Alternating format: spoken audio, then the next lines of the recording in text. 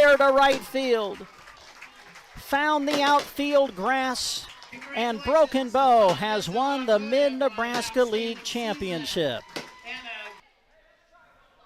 He's just a strong opponent for any wrestler. I mean, undefeated state champ last year in the state finals the year before, a three-time state medalist, and there, really nice takedown. Good fluid motion by a guy that's wrestling 195 pounds. Brady Skinner with it, up top. Fay at the buzzer, Wow. Hits the three, nice looking shot. To Folkers, back at the Grant, long three, got it! Nice. Cash attacks, double, almost triple teamed, out to Connell, deep three, wow. Hit it, that's a three for South Loop.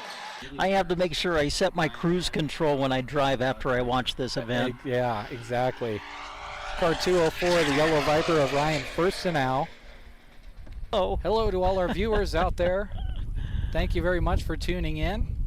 You get a look at where we're talking to you from.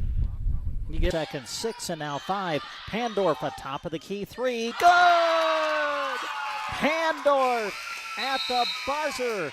Johnson hammered out towards center. Home, going back. Home will dive, and did he make the catch? He did! Caden Home, a diving catch across his body to the right. Ball comes out of there. Who's going to hop on top of it? It's going to be scooped up by Cooksley. Inside the 30, the 20, 15, 10. Can he get there? He can. It's 6 points for Sandhill Thedford on defense. The scoop and score. Calaros sends it in the corner to Santos, a 3, got it. His third from downtown in the quarter. With the bounce, gets it into Ryan. Ryan, nice post move, lays it up and in and scores 2. 10.2 seconds left. Plays it out to Pandorf, top of the key. Long 3, she puts it up, and that's going to go. And they turn it over, does Hyannis. More could be showtime, goes up and jams it. What a way to end the half for Mullen. Finney lost it to Cash Gracie. Cash runs forward, dunks it, and looks over at his fellow students in the student section on the far side and gives a fist pump.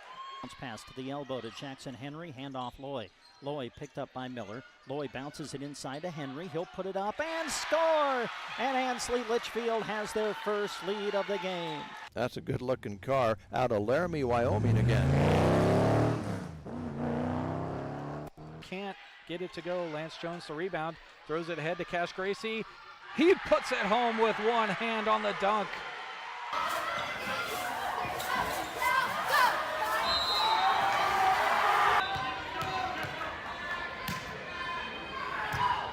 The 3-2 pitch, swung on, and a little blooper to right field. That's a base hit. Bull's going to win. Coming in to score the winning run is Caden McKean, and Broken Bow wins the Mid-Nebraska League Championship game in walk-off fashion.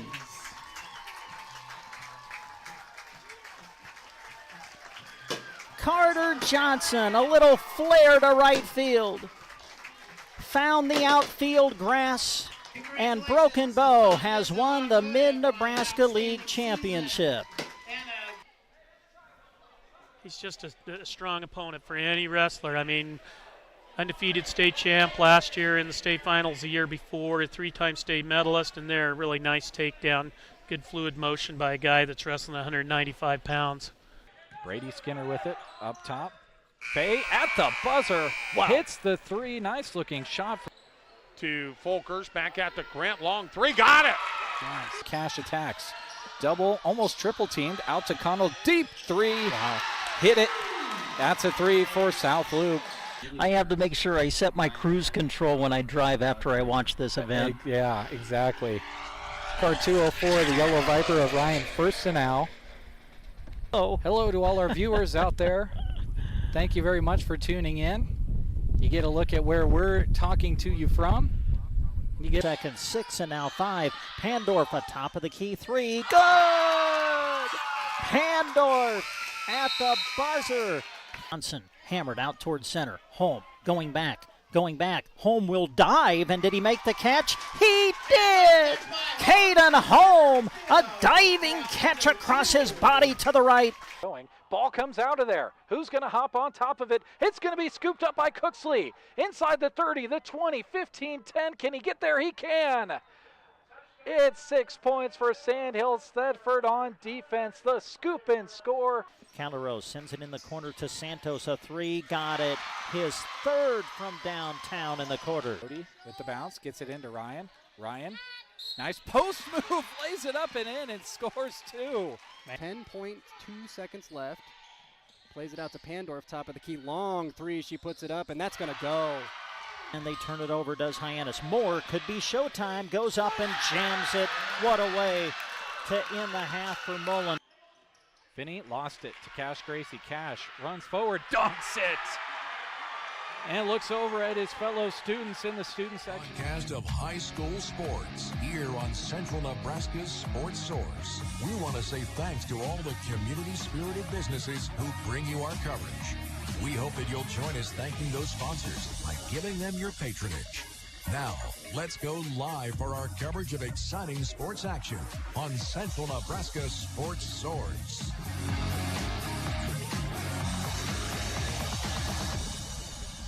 Good evening and welcome to Anselmo-Merna High School, site of Subdistrict Girls Basketball on KBBN Radio and Sandhills Express Video. My name is Jeremy Scheib. I'll be joined later in the pregame by my broadcast partner, Corey Anderson, and behind the camera throughout the evening is Jack Simpson. We've got a couple of games ahead for you tonight between several teams that have their sights set on making it further into the postseason, but the opponent across the court from them stands in the way. It's an exciting time of year that we'll continue to talk about throughout the evening. It's sub-district basketball time, and the first of our two games this evening pits the Anselmo-Merna Coyotes against the Elba Blue Jays. Bringing it to you include the Downey-Well Company, 4-County Heating and Air, Clang Financial, Nebraska Pasture Door, Thrivent Financial, Moonlight Custom Screen Print and Embroidery, the Anselmo-Merna Boosters, Consolidated, Healing Hearts and Families, Cursive O Cattle, Central Nebraska Diesel, Kristen Electric, Foo Bar and Grill in Anselmo, and Broken Bow Livestock. Thank you as well to these sponsors you hear on every high school and Huskers broadcast. They include Nebraska State Bank, Ron's Body and Paint, Arrow Seed, Shelter Insurance, Custer Federal State Bank, Grocery Cart, Agland ATV, Mead Lumber, Team Physical Therapy, Geared for Sports, Sargent Irrigation, Melham Medical Center, Trotter Service, A to Z Lawn Pro, Nebraska Owners Insurance Agency, Gateway Motors, High Street Insurance and Financial Services, Taylor Heating and Cooling, and Justin Thompson Agency. We'll take a break and hear from some of those sponsors. When we come back, we'll thank the video sponsors and give you a rundown of where you can catch that video or any video that we broadcast here at Sandhills Express and KCNI KBBN Radio. It's all coming up. Sub-district basketball starts tonight on KBBN. Screen Print and Embroidery is proud to help bring you this sports coverage. When you partner with Moonlight, you're choosing the company that offers the highest quality inks as their standard way of printing. Since 1999, Moonlight has partnered with community events, school groups, sports teams, and more to design, print, and sell awesome screen print, embroidery, and vinyl items. Located in Kearney, serving fellow Central Nebraskans. Visit MoonlightCustomPrinting.com. Everything looks better by Moonlight. Just as all the athletes show hard work and dedication throughout the season, the Anselmo-Merna Booster Club is dedicated to supporting them. They want to express their encouragement to all the teams, not only during game time, but also during every practice, every drill, every rep, every challenge. A lot goes into each time you compete, and the Boosters are very proud of you. Good luck from the Anselmo-Merna Boosters. Consolidated is a proud sponsor of our student athletes. Everyone wants to get to the events and cheer on our students, but sometimes you just can't. Keeping up to date on all the local sports is hard to do, but Consolidated super fast broadband can change that. Find all the latest information on school and broadcast channel web pages, along with news and weather. For more information, call Consolidated at 1-800-742-7464. Plus, keep up with them on Facebook. Just search Consolidated Companies. Healing Hearts and Families is happy to help sponsor this broadcast of area-wide sports. At Healing Hearts and Families, they work to educate the public by implementing a variety of outreach activities and public education programs to increase awareness of domestic violence, trafficking, sexual assault, stalking, and bullying. They can also assist victims of domestic and sexual violence in connecting survivors with an advocate to support victims. Healing Hearts and Families, proud to serve Central Nebraska and to help sponsor this broadcast. Brandon and Barb Miller with Cursive O Cattle are proud Anselmo-Merna Coyote supporters. Selecting for superior genetics and raising cattle in a sustainable manner has always been the foundation of Cursive O Cattle. Just like the athletes in the game, their offering of bred heifers and feeder cattle were developed to perform with excellence. Contact them in Myrna, proud supporters of the Anselmo-Merna Coyotes and this broadcast. Brandon and Barb Miller with Cursive O Cattle of Myrna. Central Nebraska Diesel is a proud sponsor of high school sports and the student athletes who work hard each and every day. They're also proud to offer you Reinke products. When you need performance that you can count on, ask them about Reinke. Central Nebraska Diesel is happy to bring this action to those who can attend. Enjoy the broadcast, and when you need pivot service from start to finish, call Central Nebraska Diesel at 643-2544. Reinke, more right than rain. Welcome back to Myrna as we get set up for Anselmo-Merna and Elba girls sub-district basketball. We want to turn your attention to the sponsors you see in the top right-hand part of your screen. If you're watching on the Sandhills Express YouTube or Facebook pages, you'll see them scrolling there throughout the entirety of the evening. They include the Callaway District Hospital, BD, Grocery Cart, Nebraska State Bank, Agland ATV, Meade Lumber, Colligan, Bailey Crop and Pioneer Seed, Palmer Monument, Insurance of the Heartland, H&R Block, and Cursive O Cattle. Thank you very much to all of those sponsors making the video portion of our broadcast this evening possible. Should be a lot of fun as we get started here in the D27 as far as our coverage goes. Now, we did have one game that was played between Palmer and Elba. They played that game at Palmer due to the weather. They didn't play that here at Anselmo-Merna, but it was Elba coming out on top. Obviously, they have advanced to take on Anselmo-Merna. Elba got the victory in that one, 44-22. So as the 5 seed, they advance forward, and they are tasked with taking on the number 1 seed Anselmo-Merna Coyotes. They are 17-5 on the season coming into this one.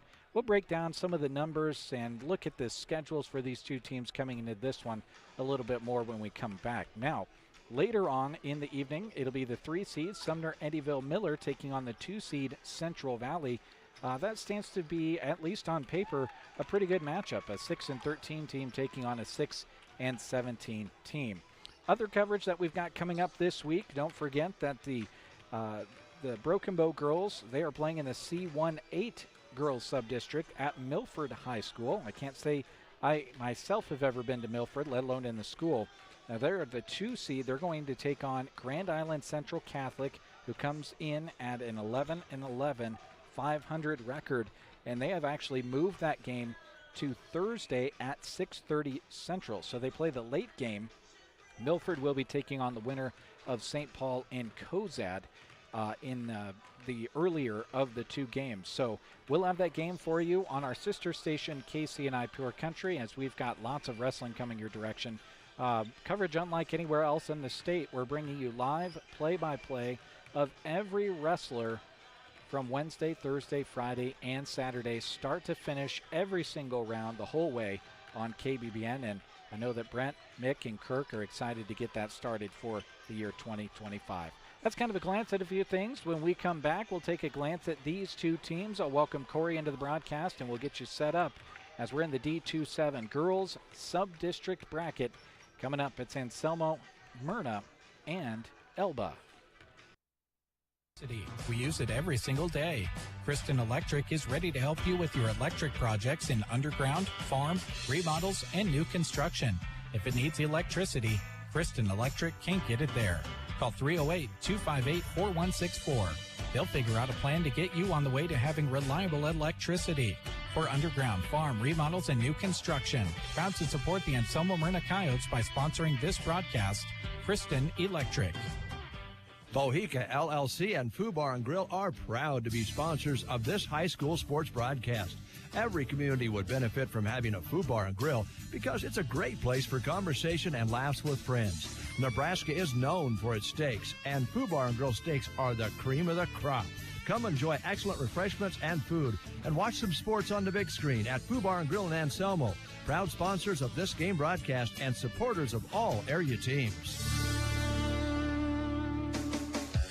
Broken Bow Livestock provides cattle producers a place to buy and sell their livestock.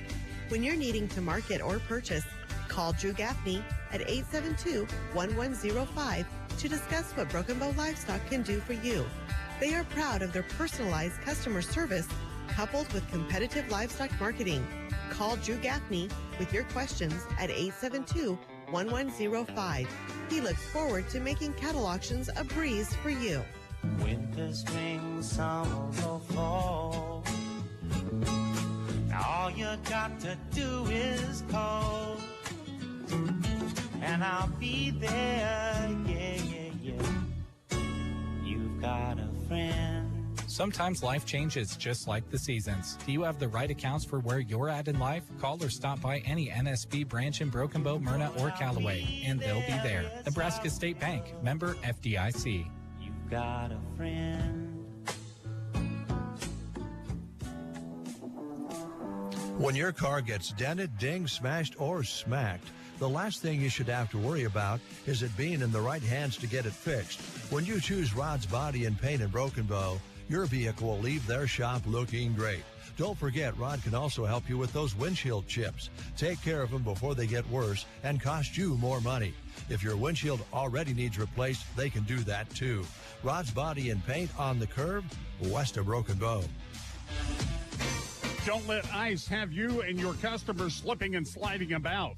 Pick up commercial strength Thaw Master Ice Melt at Arrow Seed in Broken Bow. Designed with optimal melting speed and performance, Thaw Master is long-lasting and can stand up to the frigid Nebraska temperatures because it melts up to 10 degrees below zero. It's even dyed green for easy application and high visibility. The best part? It's highly effective and affordable. Pick up your 50-pound bag at Arrow Seed in Broken Bow.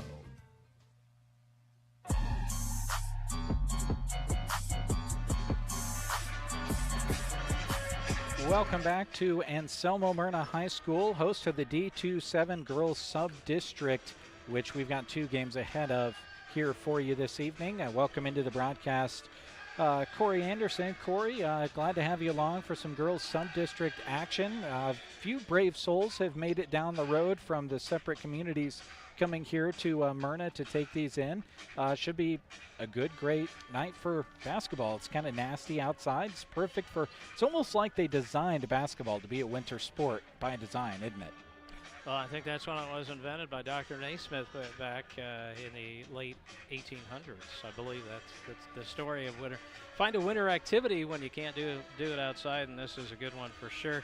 You know, Anselmo-Merna comes in heavy favorites in this, but one of the equalizing factors, as we found out, you found out from Coach Kirchman a little while ago, is Kaylee Klein is suffering from the flu, so she is not available to the team tonight. So that's going to change kind of their rotation a little bit. They're going up against an Elba team that only has 5 wins, but as we know so much in the postseason, everything rides, and your season rides on winning that night and advancing. So you got to be locked in and ready to go. Klein, the leading rebounder coming into this one, not available for Anselmo-Merna. Like Corey said, these 2 teams have records that are flipped of each other. Anselmo-Merna 17-5, Elba 5-17. So thank you so much for being along, folks. It should be a lot of fun to bring you these 2 games. Again, if you've got friends or family that want to tune in, remind them they can listen on kbbn.com as well as 95.3 FM if they're in the listening area or on the free app. You can also tune in on the Sand Hills Express YouTube or Facebook pages for both of these games this evening. And we thank the sponsors on the top right-hand part of the screen that are making this broadcast available. The full replay, by the way, will be available for you to watch as many times as you want as well. Just swing back to those pages once we have gone final, and you can check them out. And as long as YouTube exists, they'll be available. We'll take a break. When we come back, starting lineups coming your way. You're having a little girl. At that moment, everything changed. Our hopes and dreams for ourselves were instantly replaced by our hopes and dreams for her. We got life insurance policies from Shelter Insurance, so that regardless of what life throws at us, we'll still be able to provide the world to her. Shelter Life Insurance Company, Columbia, Missouri. Contact your local Shelter Insurance agents, Brent Custer or Seth Pearson in Broken Bow. Attention Nebraska farmers. At Custer Federal State Bank, we know that agriculture is more than a job, it's a way of life. That's why we're proud to offer agricultural loans tailored to your needs.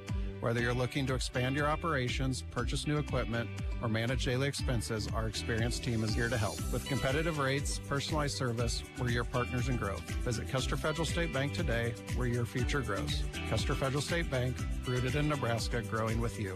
Member FDIC, Equal Housing Lender. Having a party, celebration, tailgate, or watch party? Then you need to come and see us at the grocery cart. Between our amazing deals and GK Wine and Spirits, we'll help you treat your guests right. Start out with a meat and cheese tray or a Chester's chicken in the deli, or pick up a rack of smoked ribs. For drinks, our aisles at the GK Wine and Spirits are full with savings on your favorites. The deli and GK Wine and Spirits, inside the grocery cart, Broken Bow.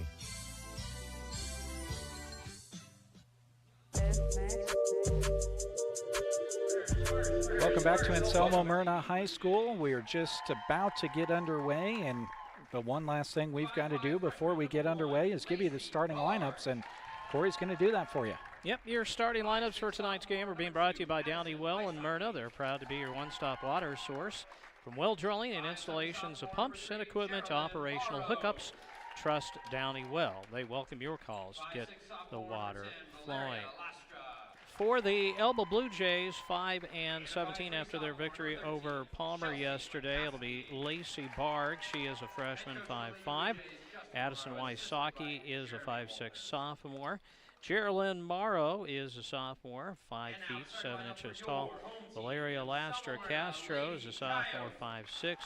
And Chelsea Ray McCoskey, a 5'3" sophomore. Rounding out the starting five for head coach Justin Morrow. His assistant is Jeremy Walters. For Anselmo-Merna, 17-5 in the regular season. It'll be Riley Schmidt, a 5'6" senior. Lily Thornton, a 5'5" junior.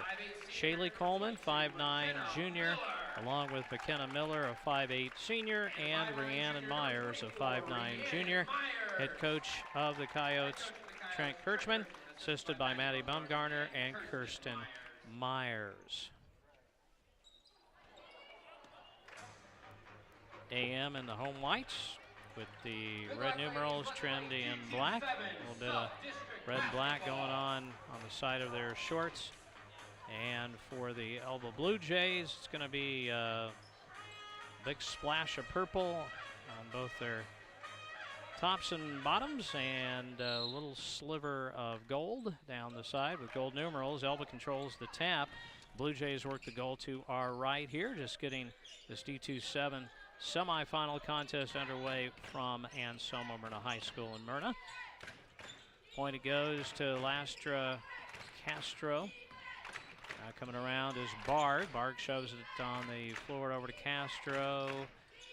Takes Miller on the dribble, flips it up top, left side jumper from 18, just inside the three-point line, no good. Rebound ripped down by Miller. Ahead she goes, and they run it inside for an easy two for Shaylee Coleman. Yeah, Shaylee into the starting lineup, the absence of Klein, and she gets the opening score as AM commits the foul on the leak out.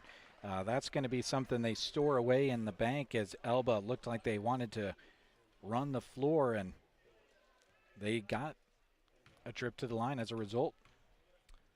And yeah, they got it ahead in a hurry. And going to the line is McCoskey. And she gets the first one to rattle on through. 7:19 in the first period. McCoskey's second foul toss. No good, tapped out by an Elba player, but into the hands of Schmidt. Schmidt drives it left lane line, flips it in the corner to Myers. Myers on top, now gets it on the wing. Skip pass over, and the 3-ball up and good by Schmidt. 5'6" senior drains at 5'1" Coyotes with some timeline pressure on Elba's Lastra Castro, and now the ball loose on the floor. Miller on the floor, shoves it ahead. Got it ahead to Schmidt. They go wing, back to Schmidt, swing it over to Thornton, left to center, and she puts up a 3-ball, no good. Offensive board, Schmidt back up and in off the window, and the Coyotes off to a quick start, 7-1. That is not something that has been a specialty for them this year, Jeremy. Well, it's good for any team. At this point in the season, you got to get your scoring going early because everyone's playing to score early and quick. Back the other way, a wheel around shot by Wysocki is no good. Offensive board, putback try also rattles off, no good. Coyotes get the rebound ahead to Schmidt, swings left on top to Miller, surveys, goes on the right wing to Schmidt, tosses it low block to Miller, got it underneath, kick out in the corner, an open look for Schmidt, no good, but chased down in the opposite corner by Myers. On top, Miller has the ball nudged to loose, but picked up by Thornton. And now pass inside, and the shot by Coleman up no good. Coleman battles and keeps it alive. Another opportunity for the Coyotes.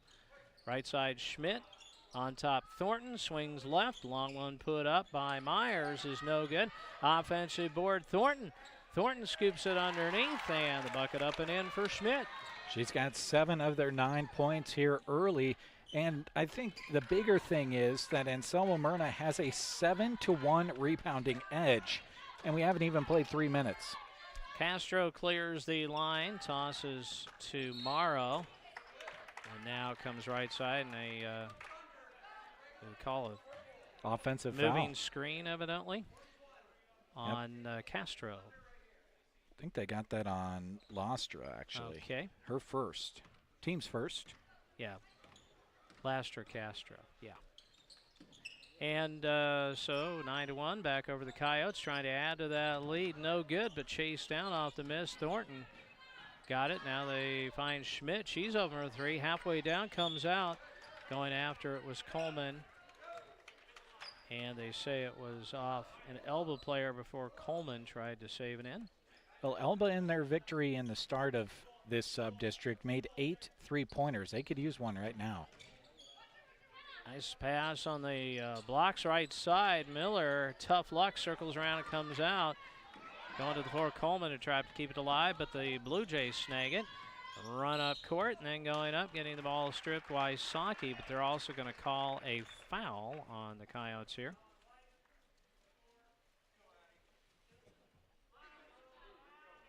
Well, Rhiannon thought she got a steal, and she did basically, but they called too much contact on that one as Wysocki makes the first. Wysocki is a 5'6" sophomore.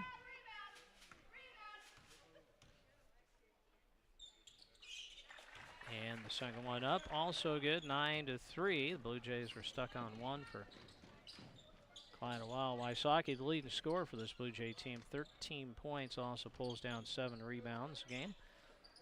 Coyotes on top. Miller, great look, and nails it from the top of the key. McKenna Miller's first 2 makes it 12-3. Nearly halfway through the first period in this D2-7 sub-district semi. A near save-in of the ball by Myers. She was last to touch it, and Elba's going to toss it in. Fresh legs into the game. Haley Miller, 5'5" junior, checks on the floor for AM. And also got Gracie McIntyre in the game, 5'7" senior. Right side pass in from Wysocki to Morrow, puts it up no good. But out front, chased down by Barg. The freshman starts the offense to Castro, whose pass is intercepted. Here comes Myers straight to the rack, up no good. Miller following, gets it up and in. A nice little dip there.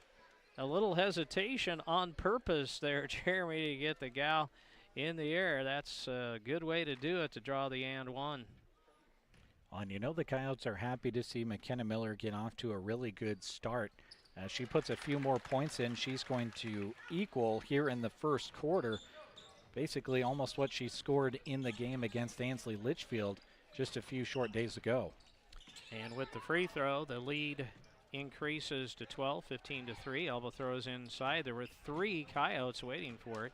It's tipped away and taken away by Myers. It throws over the line to Thornton. Thornton kicks on the wing, gets a toss back in, goes up, and the ball knocked out off of Elba. Wysocki got a really good block up there. Basically her whole wrist and arm on that basketball.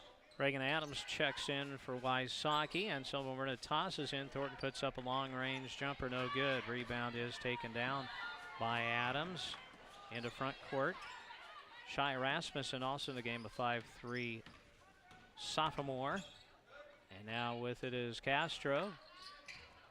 No good, but into the hands of Castro. They work it beyond the perimeter. Dribbling with it is Morrow, Geraldine Morrow. Now left side in the corner to Barg.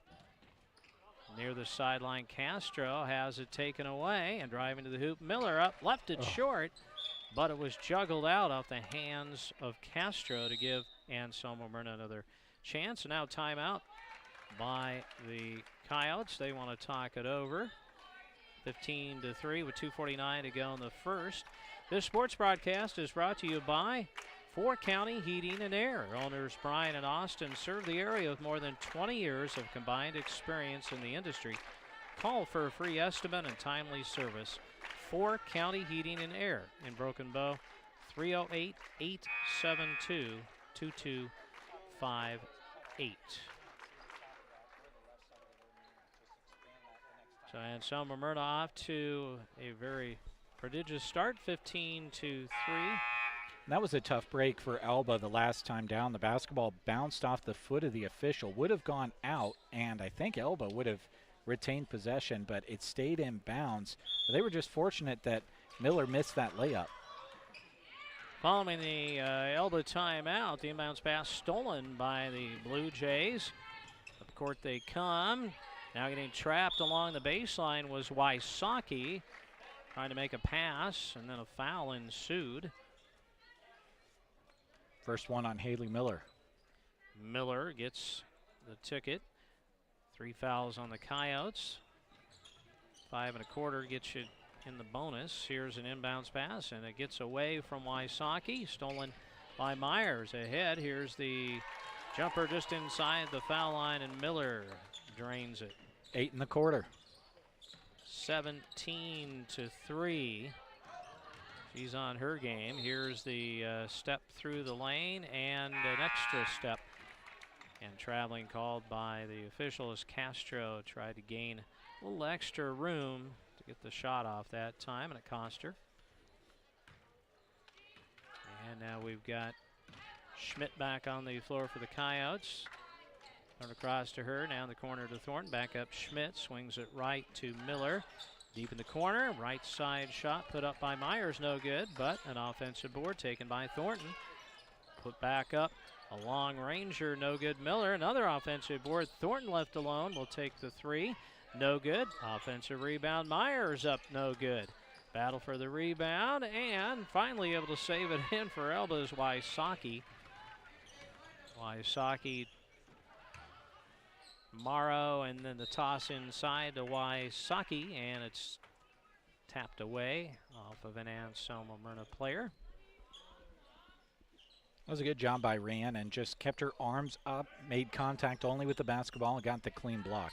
Adams into Morrow, closely guarded by Schmidt, and now taken away by Myers. Myers to the hoop, runner up and in, even though she had a hand in her face that time. Yeah, good aggressiveness, getting the steal, putting the foot on the gas. The lead keeps growing for the Coyotes, 19-3. Toss over some pressure. Barg has it, flips it on top, a long three-pointer. It's banked up and in by Geraldine Morrow to make it 19-6. She's led them in scoring against Palmer. She's not their season leading scorer. She had 17 points in that game, 5 3-pointers, and then was 1 of 2 from the field otherwise as the Coyotes turn it over on a travel. So I think if you're Elba, you'd really like to see Morrow do some more of that.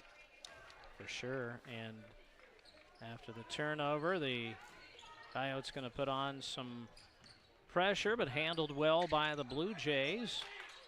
Castro sets up for a long three. It's no good, but an offensive board into the hands of McCoskey, who got a rest and is now back on the hardwood. Now she gets it and dribbles quickly to her left, spins around and finds Wysocki. Wysocki is going to go through the lane and put it up from 8. No good, but it comes into the hands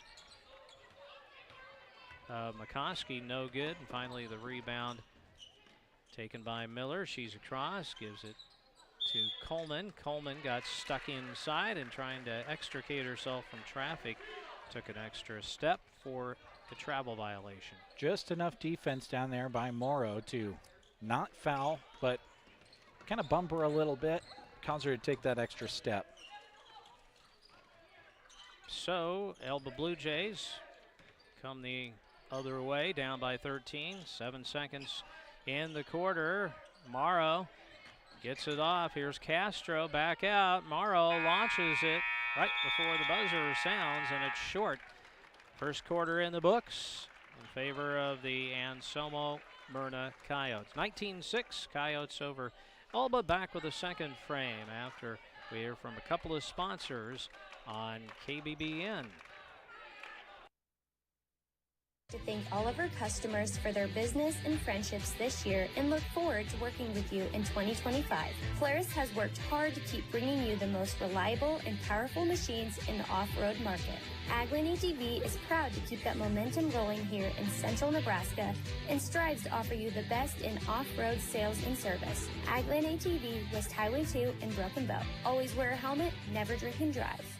Are you having foot pain that is slowing you down? Call Team Physical Therapy, 872-5111. If you are suffering from plantar fasciitis, foot pain, ankle pain, let Team Physical Therapy know. Team Physical Therapists can also assess your running and walking to help you with your foot and ankle pain and keep you active. Call Team Physical Therapy and see what we can do to help relieve that nagging foot pain. 872-5111.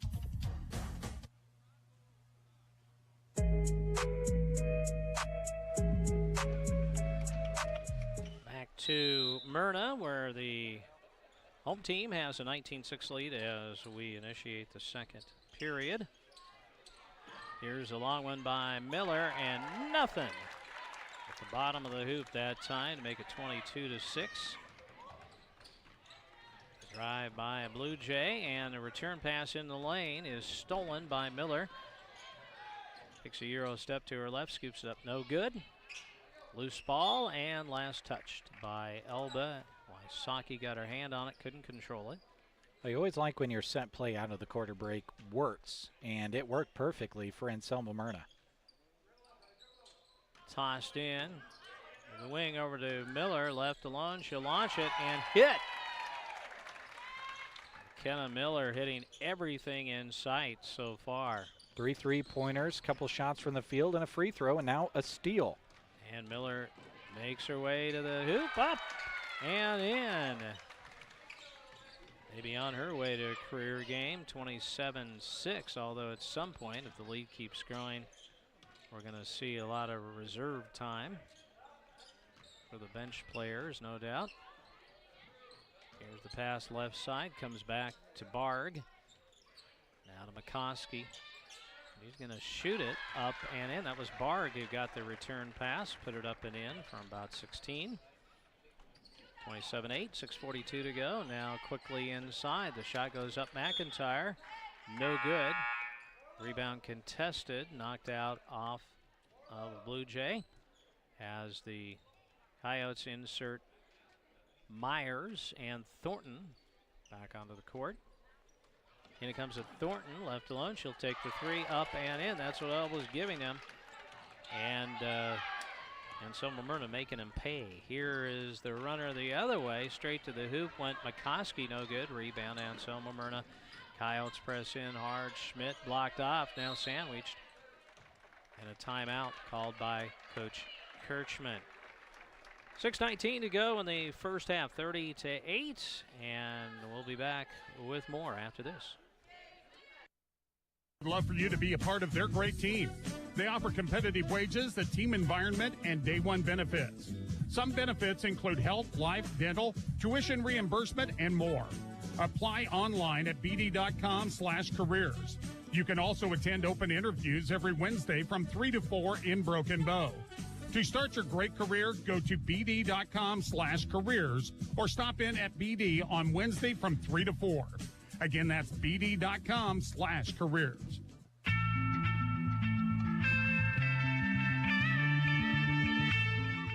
(30-8) our score. We have 6:19 left in the first half.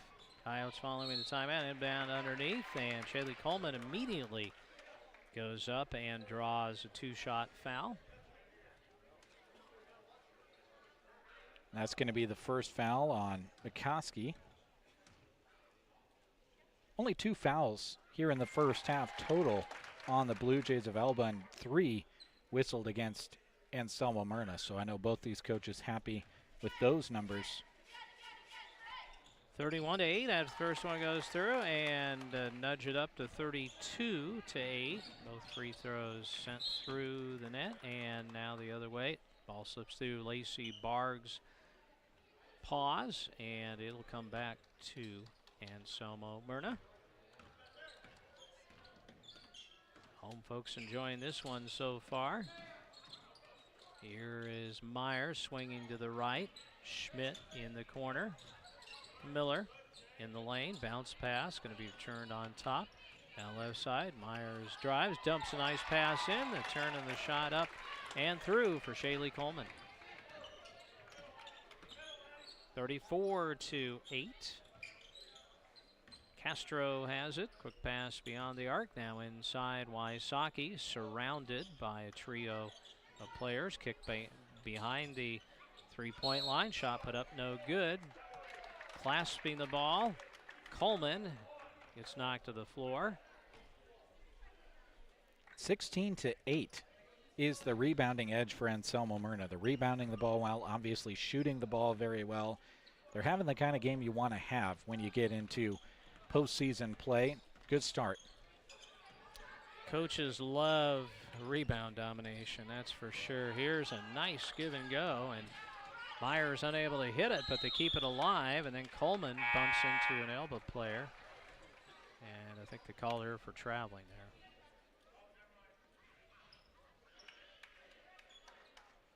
Yeah, it's usually one of the first things, if you ask them keys to the game that coaches mention is we got to control the boards. I think the Coyotes are doing that in spades thus far. Yeah, you could almost pre-record some pre-game interviews with coaches at about any level. It's the word rebound, crashing the board, some variety of that comes out in the pregame at the NBA, WNBA, college. It doesn't matter. You got to rebound. After the ball went off of Miller's foot, Elba inbounds.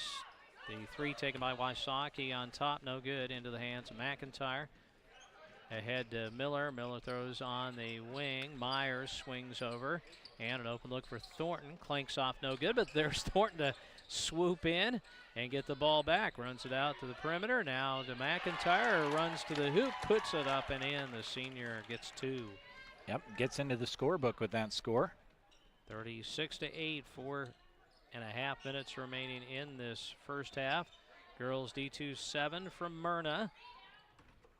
Winner of this gets the winner of the game to follow, which Jeremy will describe for you. SEM versus Central Valley in that. So we got a turnover on the Blue Jays.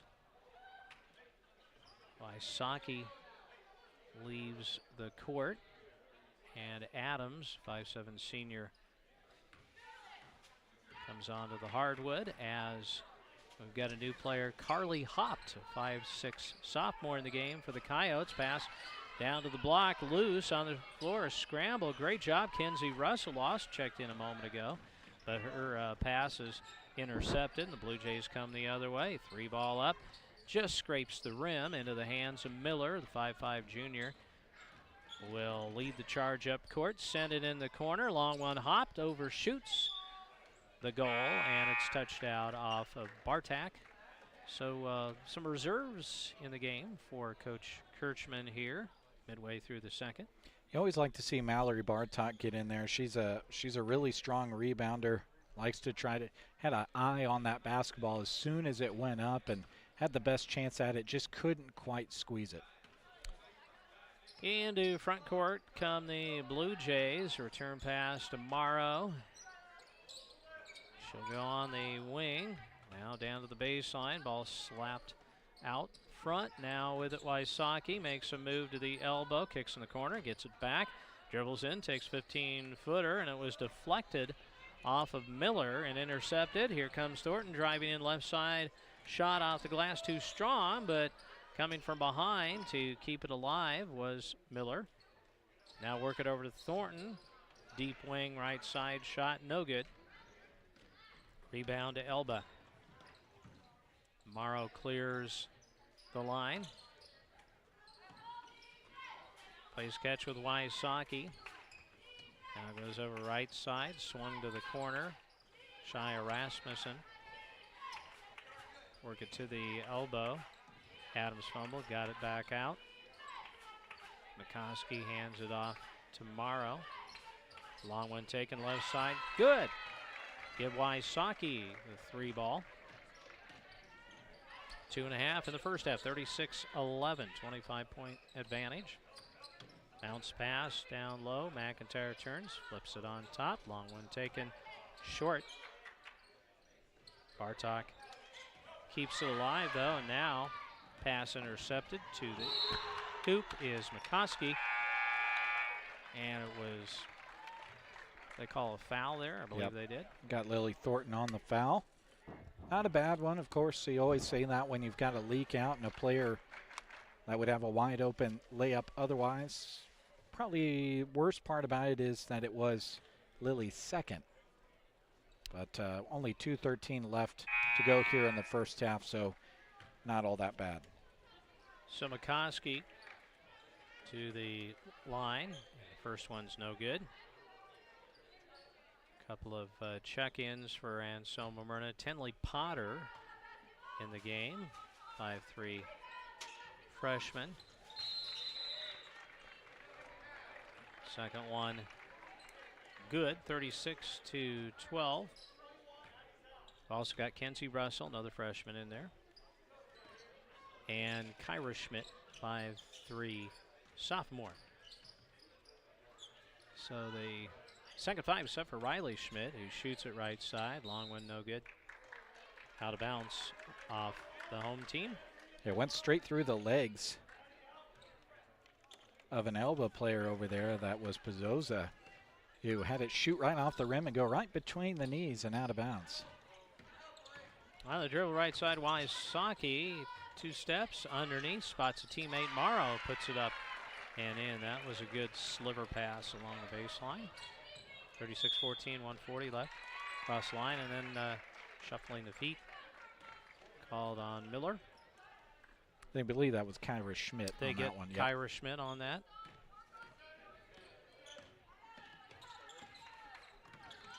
Back we come. Ooh. Elba's way, some contact, no whistle. Now the long one up by Adams, no good, but kept alive by Wysocki for another opportunity. Passes to Adams. Ball slapped away, and they say last touched by Adams, I believe there. So we come to the opposite end.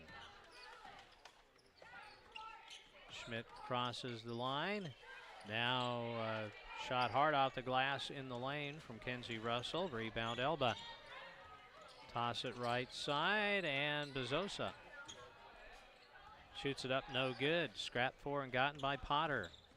Potter to Schmidt. Riley Schmidt heads in the corner to Kyra Schmidt. I'm guessing they're sisters, but maybe not. Here is the kick out right side, and Kyra Schmidt takes it just inside the 3-point stripe, no good. Elba the other way, and getting loose inside is Wysocki. Got a good pass from out front, and this Elba team's fighting hard to stay within shouting distance. Here's a shot the other way, no good. Kyra Schmidt. 20 seconds left in the half. Here's the pass underneath, turning. Good body control by Saki. She almost did a 360 there, Jeremy, underneath. Yeah, it was quite the move. Yeah. Left her feet and then turned in the air. Now the shot the other way by Russell's no good. Rebound gotten by Adams, 2-1, and will they get the shot off? Nope. Took one extra pass. They didn't have time to get the shot off after that pass. And we've come to intermission. The Anselmo-Merna Coyotes lead the Elba Blue Jays 36-18. Going to total them up. Jeremy will run down the first half stats for you right here on KBBN and Sandhills Express. When you need to gear up for your sports endeavors, go to the place that has it right in their name. Geared for Sports in Broken Bow. They can get you ready for the field, court, track, mat, diamond, whatever.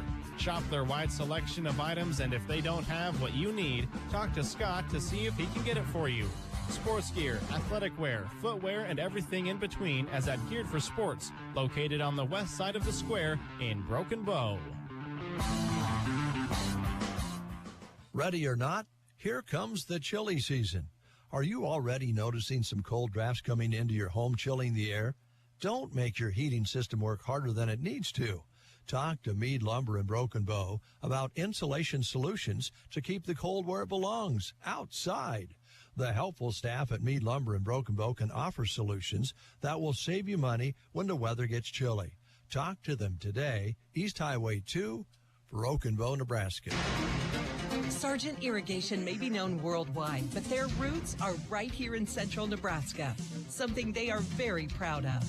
They hire right here in the heartland and know their success is due to those quality employees. As a way of showing support for the community, Sargent Irrigation sponsors high school sports broadcasts, so those unable to attend can follow the action. Enjoy the broadcast, sponsored in part by Sargent Irrigation in Broken Bow. This broadcast is brought to you by Melham Medical Center in Broken Bow, where we deliver caring and comprehensive health care right here, close to home. The specialty clinic brings our residents access to the area's most experienced physicians in cardiology, general surgery, obstetrics and gynecology, orthopedics, and more. Partnering with you to inspire healthy living through quality care. Melham Medical Center in Broken Bow. The student athletes you are cheering on during this broadcast practice and study in order to get their competition and schoolwork done right. At Trotter Service, they do the same, except with your vehicle repairs. Whether you need a new battery, brake work and alignment, tires, wheels, or an overhaul, trust their auto repair specialists to tackle the job. Don't forget bulk oil and fuel delivery and on-the-farm tire truck service too. Proud to help bring you this broadcast, Trotter Service in Broken Bow. Acquiring a lush green lawn is a lot of work. Worry no more. A2Z Lawn Pro's fertilizer program is the solution to ease your mind and lessen your work. Any time of the season is a good time to start. Eliminate weeds, strengthen your grass, and even keep bugs away with liquid fertilizer treatments mixed with micronutrients for a recipe that works specifically in this area. 30 years of experience. 308-870-1762 for A to Z Lawn Pro. That's A to Z Lawn Pro at 870-1762. With offices in Broken Bow and Callaway, Nebraska Owners Insurance Agency is here for the area. This is Chip, and I invite you into the Broken Bow office Tuesday, Wednesdays, or Thursdays to speak with me about getting the coverage that fits you and your situation best. If Callaway is more convenient, Liana and Lori are in the office there Monday through Friday. 2 locations serving central Nebraska and beyond. Thanks for choosing Nebraska Owners Insurance Agency.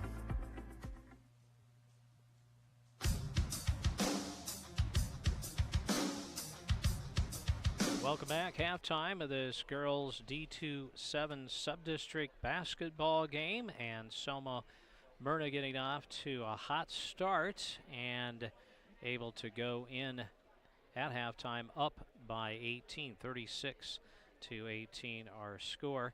Your friends at Klang Financial are honored to help with any of your health and life insurance questions, as well as any retirement planning needs you may have. Reach them at 308-872-6810. Klang Financial, downtown Broken Bow, 940 South D Street. Well, Jeremy, you've got all the pertinent statistical information to pass along to our listeners.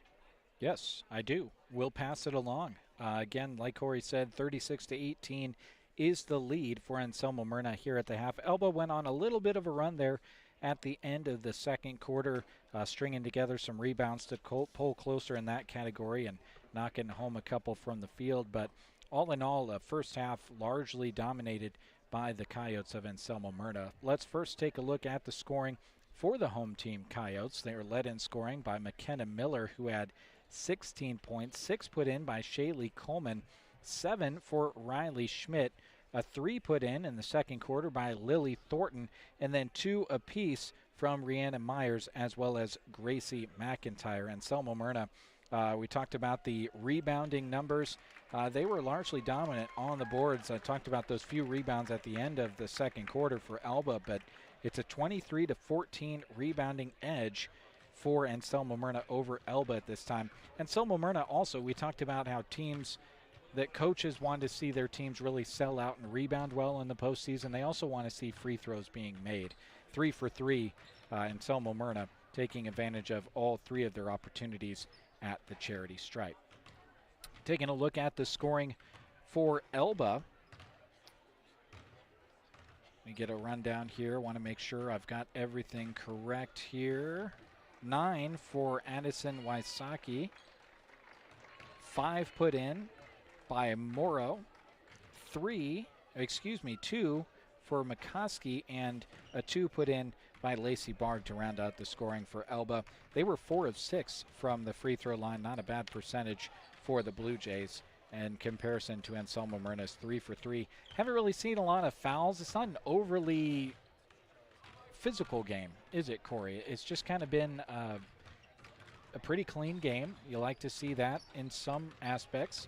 Obviously, if you're Elba, maybe could do some things to maybe make it a little more uncomfortable for the Coyotes. But all in all, a quick moving game. We haven't seen much free throws as a result of it.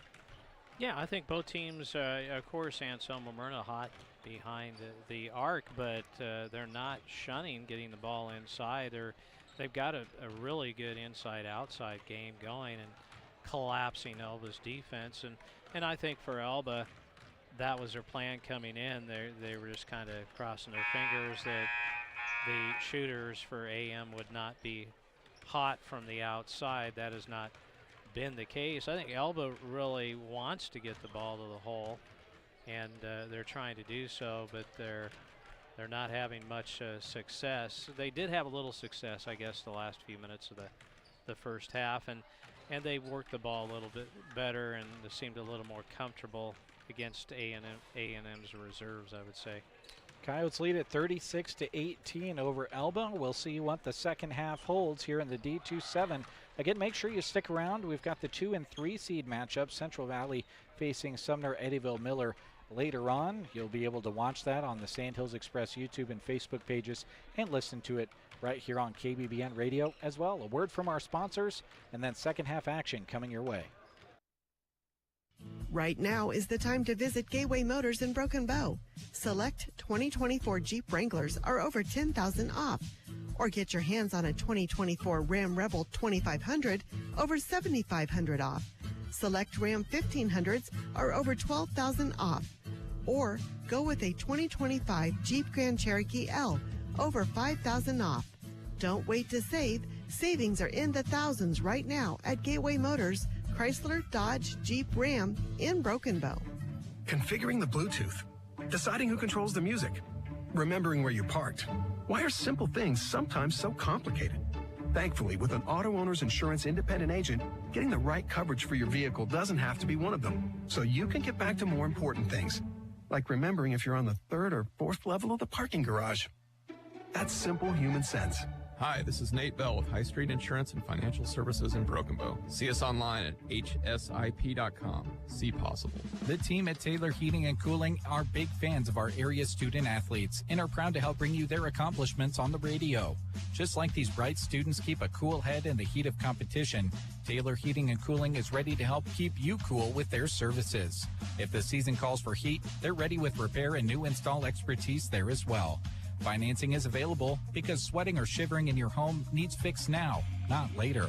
Call Taylor Heating and Cooling at 308-872-6196 or visit taylorheatingandcoolingbb.com. Thrivent is proud to support the area teams as they work hard to achieve their goals. Representative Scott Harvey wants to help you with your financial goals by creating a strategy that reflects your priorities and projects or protects what matters most to you. For insurance, investments, or planning for retirement, call Scott Harvey and Thrivent Financial at 308-872-2511. Elba gets the ball first, but turns it over. Anselmo-Merna gets the goal in front of their bench. To our right as we view it, high atop the gym. Here's the right side shot by Thornton, no good. Battle for the rebound. Coleman got her hands on it, but it's taken away by a Blue Jay. Castro comes up with it. Now here's a drive all the way inside. Scoop it into Barg, and Barg goes up and draws a foul and will go to the line. Well, most of the work there was done by McCoskey, and then she kind of last second threw it right into the belly of Barg, and she said, oh, I guess I'll shoot this, and got a trip to the line as a result. And the first free throw by Saki is up and in. The first half leader in points for the Blue Jays. Rattles the second one through, and she's the first to reach double figures for the Blue Jays, 36-20.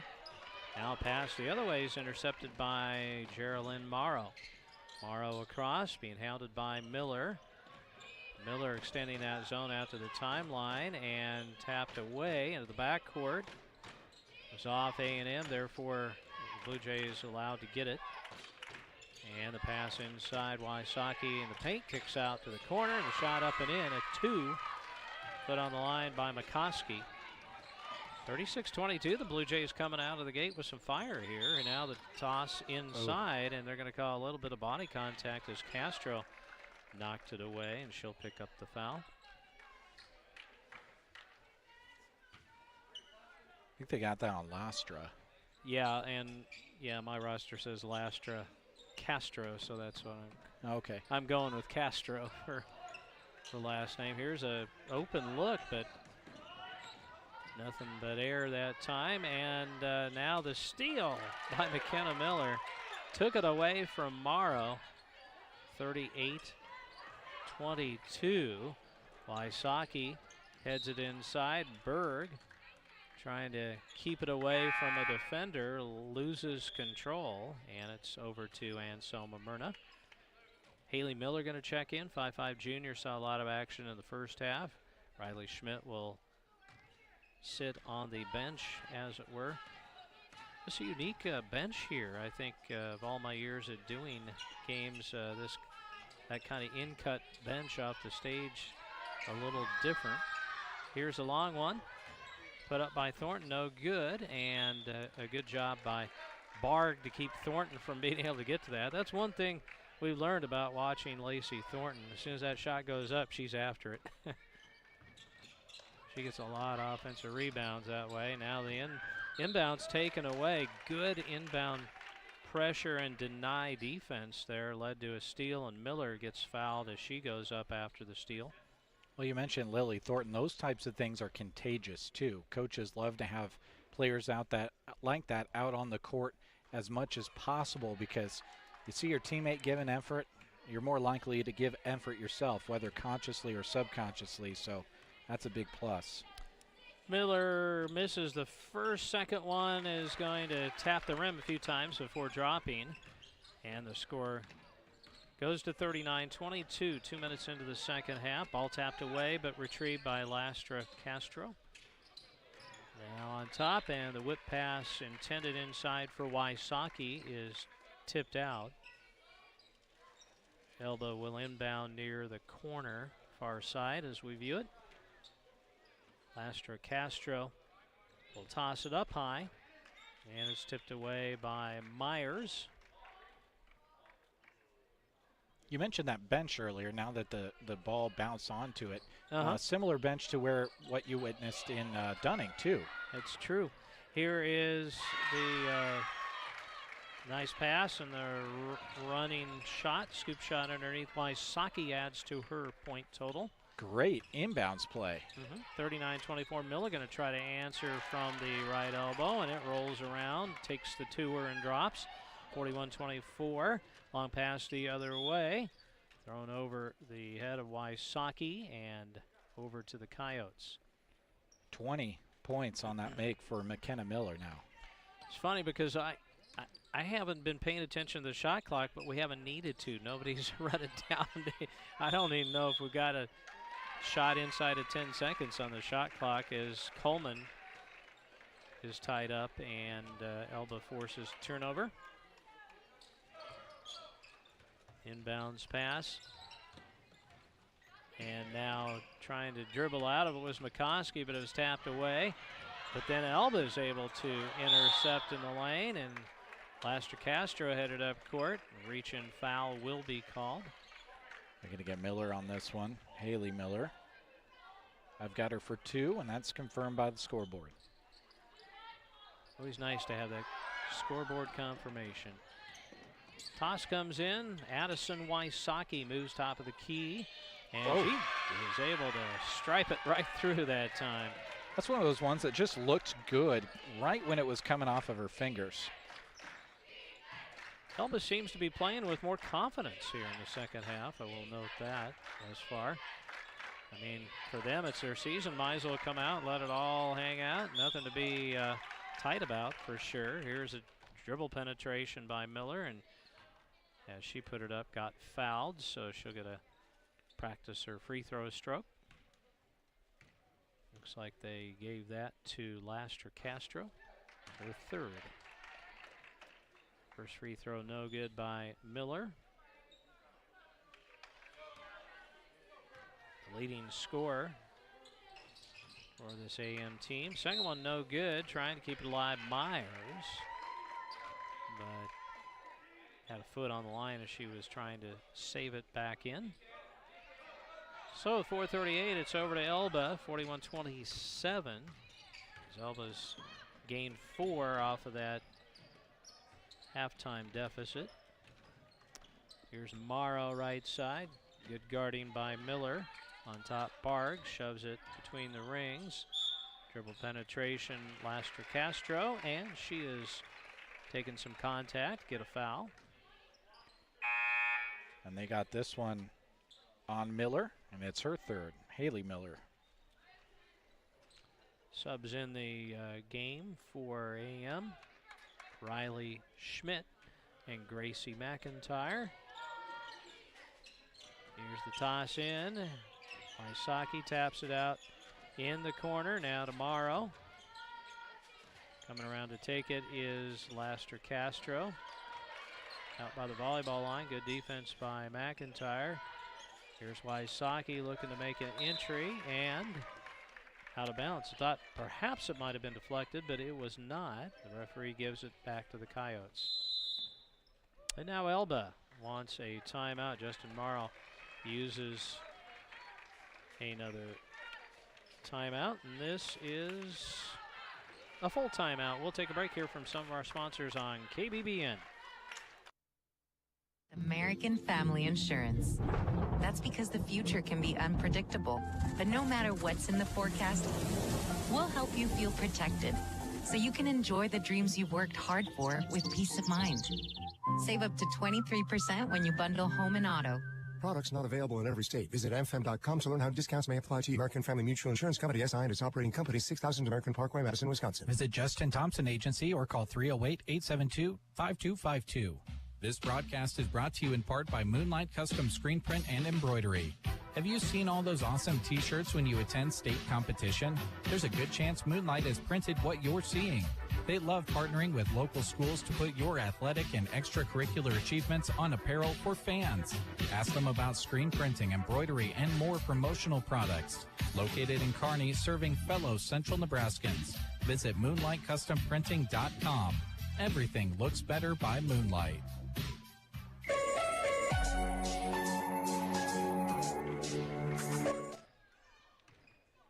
Corey Anderson, Jeremy Scheid back to action here at the D2-7 Subdistrict Tournament. Semifinal games this evening. And then the winners meet back here on Thursday. Here's Anselmo-Merna tossing the ball inside, taken away. Steal by Morrow. Up court against some pressure. Now to Wysocki. Nearly lost it, but it's saved by McCoskey. Thrown to Wysocki. She tries to get past Myers, who stuck a hip out, and will be assessed the foul.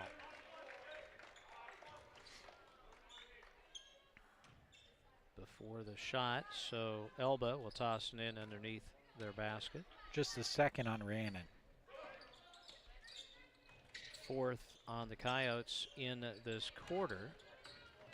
Penetration by Laster Castro. Falls down in the lane, trying to keep it away from a tie-up, but that was inevitable when you're on the floor there and you're surrounded by opposing players. Pretty hard to keep that. About all you can do is call a timeout in that situation. To preserve possession, it goes over to AM. Pass in the wing, Myers sends it up from long range. No good, tap backs to Myers, now to Miller. Miller back to the bucket, wheels it, and throws inside, and a good shot, Thornton. And draws the foul, so she'll get 2. That's the third foul on Morrow. Both of these teams will be shooting free throws the rest of the way on the next foul. First one swished through by the 5'5" junior Lily Thornton. Coming in for Elba, Shia Rasmussen, a 5'3" sophomore. McCoskey, or that was Barg, came out of the game. Barg gets a rest, and the second one straight through to make it 43-27, 3:13 left in the quarter. Central Valley and SEM up next. All the way to the baseline underneath, getting bumped, but they didn't call that. They instead called Wysocki for a sneaker getting on that black end line. That's just good consistency by these officials. We've seen bumps of that nature throughout this game and haven't called them before and didn't call that one there, but AM turns it back over. Yep, Myers getting caught in the lane. Bumped a little bit, took an extra step, so here we come up court, and a nice pass down low to Wysocki, but equally good defense by Myers to deny her. To come the other way, turnover, intercepted by Laster Castro, but then her pass too far for Wysocki to gather. That might be the quickest burst of 2 turnovers I've seen this season. Just kind of back and forth, back and forth. And Anselmo-Merna in a position where they can work on some things with this lead late in the third quarter, heading into the fourth quarter. Sure, some things up going into what looks like should be an advancement in the sub-district. Thornton puts up an open look from 3 and out of bounds. It goes. Elba ball. Valeria Lastra Castro, sophomore, to toss it in. And Anselmo-Merna still working that backcourt person-to-person pressure. Now the pass over the line intended for Adams, poked away, but the team in purple and gold will keep possession and throw it in near midcourt. Laster Castro, guarded by Myers, tosses into the backcourt. Morrow quickly clears half court. Laster Castro, a couple of dribbles, kick right, now sets a screen, coming around it. To the left, McCoskey hands it off to Adams. Now Adams lost the ball and turned right back to Elba. Down to the baseline, return pass Rasmussen. The shot from the wing goes up, no good. Into the hands of Myers. Myers ahead to Thornton, takes it in on Laster Castro and puts it in. That was a tough angle. That was not an easy shot. And now Thornton going for the steal, didn't get it initially, but then Elba saved it in to Miller. Miller drives to the rack, puts it up, no good, but drew the foul on Laster Castro, I believe. And that's going to be her 4th.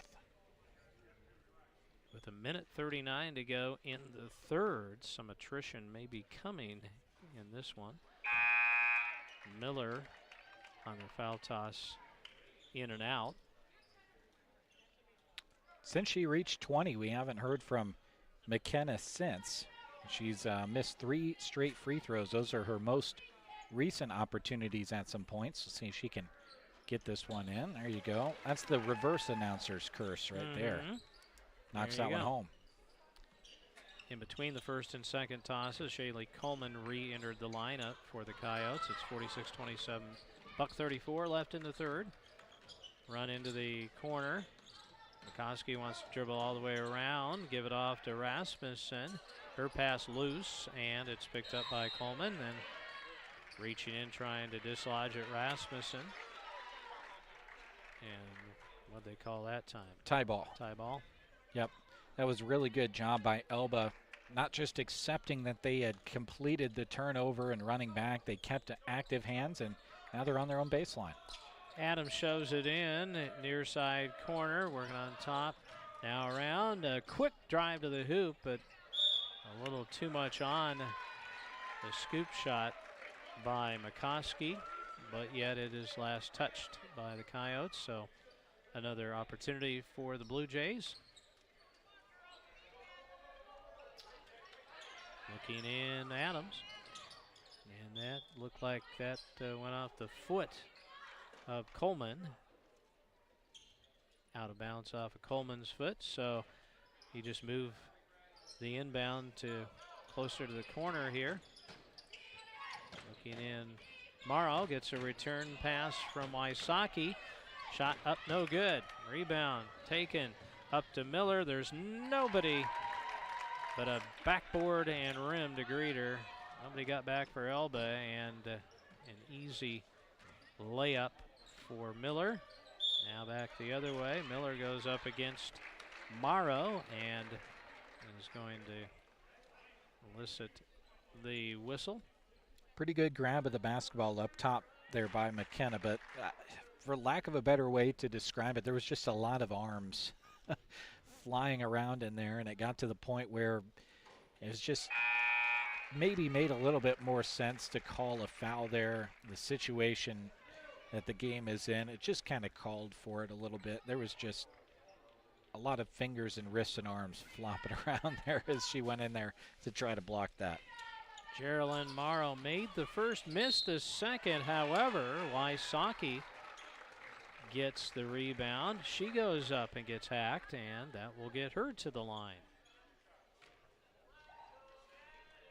Addison Wysocki's had a good game to this point, and she nails her first attempt to make it a 20-point game, 48, actually 48-29, 19-point lead. She's got 8 points here in the quarter.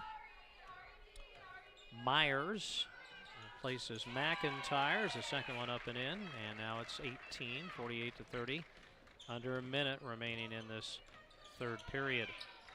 Oh, nice pass. Myers just rifled it in to Coleman for an easy kiss off the glass. Back up to 20, 50-30. Across the line, Wysocki. On top, Morrow flips a short one to McCoskey. Now to Clara Rasmussen, a 5'10 senior, checked in a moment ago. Now to Morrow with 17. She'll shoot it past Miller, no good, but swooping in to keep it alive, Wysocki, and then she turns and shoots it and got fouled. They're going to get McKenna Miller on this one. Has picked up both of her fouls here in the third quarter. As there's a few players for Anselmo-Merna now that have 2 each. Haley Miller still with 3. In and out on the first attempt by the 5'6 sophomore Wysocki. I like names like that. They're fun to say. Wysocki. Wysocki gets the second. Have you ever called an Arcadia Loop City sporting event? I don't believe I have. Oh, you would love the names in the Arcadia and Loop City areas. 50-31.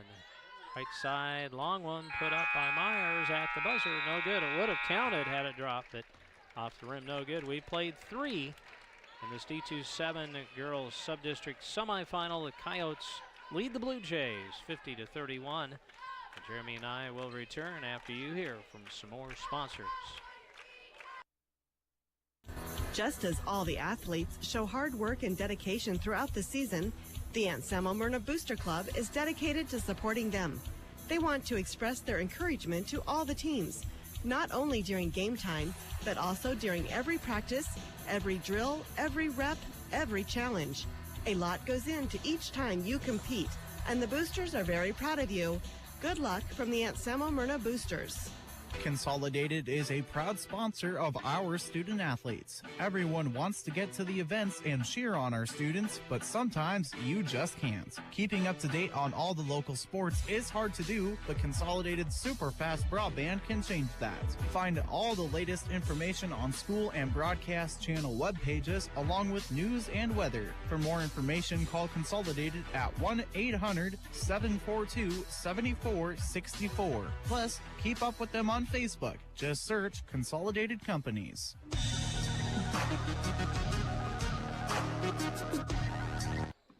Anselmo-Merna on their way to a sub-final if they can make this 19-point lead stand up. Starting the final frame, here is a long one put up by Riley Schmidt. No good. Rebound taken by Wysocki. Leads it across into front court. Ball slapped out. Wysocki gets it back. Now to Laster Castro. Call an offensive foul. They got that one on Wysocki. I've got that down as her first, and it is. So 7:38 over to the Coyotes. Crossing the line is Myers. Myers feeds in to Miller. Short little bounce pass. Shot put up by Coleman. No good, but she did get clipped as she released the ball. So more free throws for the Coyotes. Kind of touched on it a little bit not that long ago, but this is an opportunity here for Anselmo-Merna to shore some things up. You've got a really large lead here. You can work on some things, maybe work a little bit deeper into your playbook, shore some things up for further into the postseason play, and do the little things like rebounding, boxing out, making free throws like Shaylee Coleman did there, going 2 for 2. All the little things that'll help you out going forward.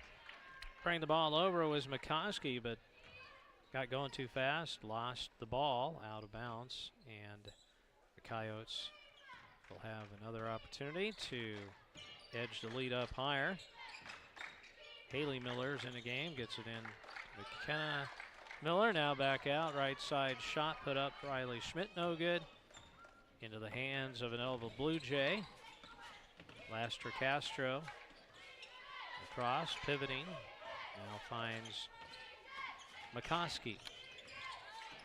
Coming around right, Barg, the freshman, hands it off to Morrow. Now to Laster Castro. Now to Morrow. Looks like they're working on their person-to-person here. Still dribbling, McCoskey. Few steps inside the three-point line, takes it back out. Now McCoskey in the corner. Tries to make an entry pass, was taken away by Miller. Steal, here comes Anselmo-Merna. Riley Schmidt into Coleman, surrounded, finds Miller. Kick out for Schmidt. 12-footer no good. Offensive board is missed by Coleman, kept alive Schmidt, and finally secured by McCoskey. Blue Jays over with 6:03. 52-31. Coyotes headed to a sub-final. Here's the left side three, no good by Lastra Castro. Yanked down by Miller. Ahead it goes to Myers. Runs it in the lane, puts it up in the run, no good. Offensive rebound, no good. Another offensive rebound by Haley Miller. Back out, the shot up by Myers is good. Give her 3. That'll prompt a timeout by Elba Blue Jay coach Justin Morrow. And let me let you know that this broadcast is brought to you by Nebraska Pasture Door, offering custom quality embroidery on the west side of the square in Broken Bow. Cynthia can order the brands you love and then embroider them so you can cheer on your favorite team or promote your business. Find them on Facebook at NE Pasture Door Apparel. Got time to hear from one more sponsor? Yep, We'll we'll go take ahead a and do break. that and be right back. Healing Hearts and Families is happy to help sponsor this broadcast of Area Wide Sports. At Healing Hearts and Families, they work to educate the public by implementing a variety of outreach activities and public education programs to increase awareness of domestic violence, trafficking, sexual assault, stalking, and bullying. They can also assist victims of domestic and sexual violence in connecting survivors with an advocate to support victims. Healing Hearts and Families, proud to serve Central Nebraska and to help sponsor this broadcast.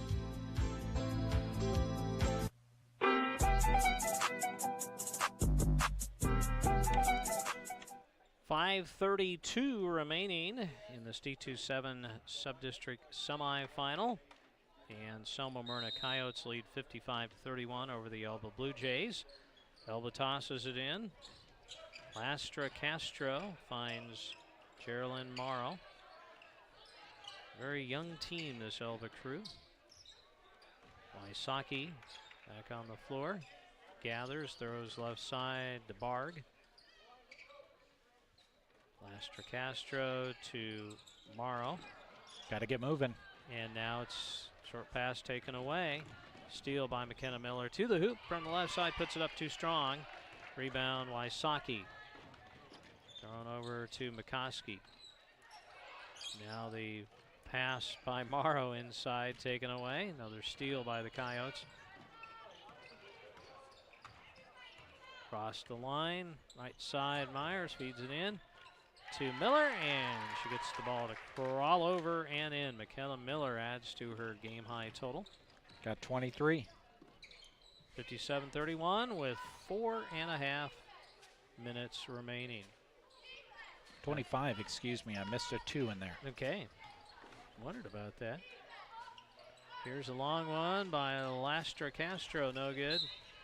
And Miller had the position. Crashing in was Wysocki to knock it away from Miller. However, she could not keep the ball in play, and so the Coyotes come up court to our right with 4:12 to play.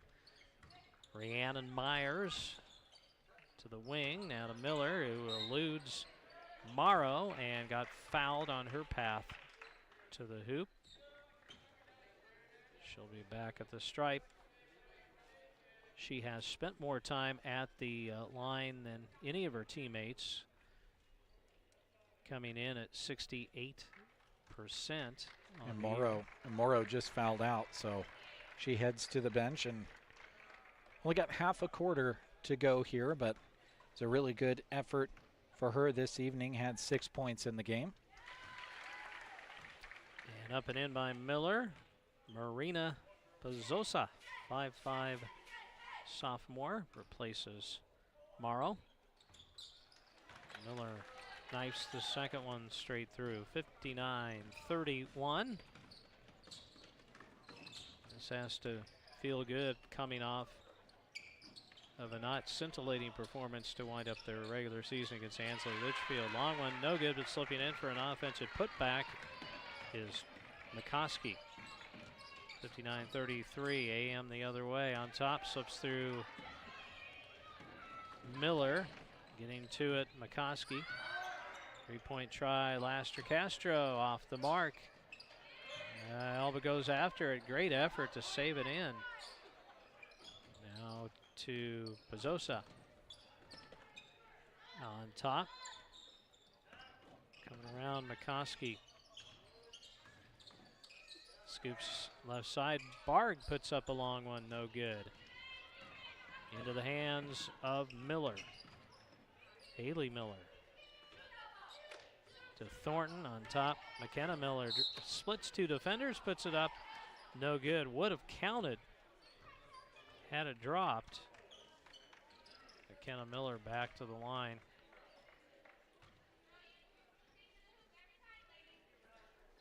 So with 3:01 remaining, 5'8" senior McKenna Miller to the line.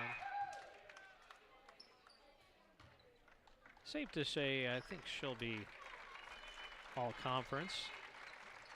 Probably, I would imagine, Jeremy, you've seen her more than I have. I think she would get some all-state consideration given her tools that she's flashed on the court. Yeah, it's so hard to get a gauge on, when you only cover games in such a small area, get a gauge on basketball across the state, but certainly performances like this will bolster a resume. Miller missed the second, 60-33, 2:49 to go. The remainder of this one will be in the hands of reserves.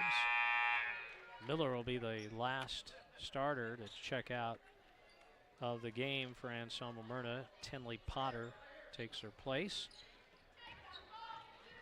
Thrown in after Elba turned it over. Here's the shot on the way by Potter, no good.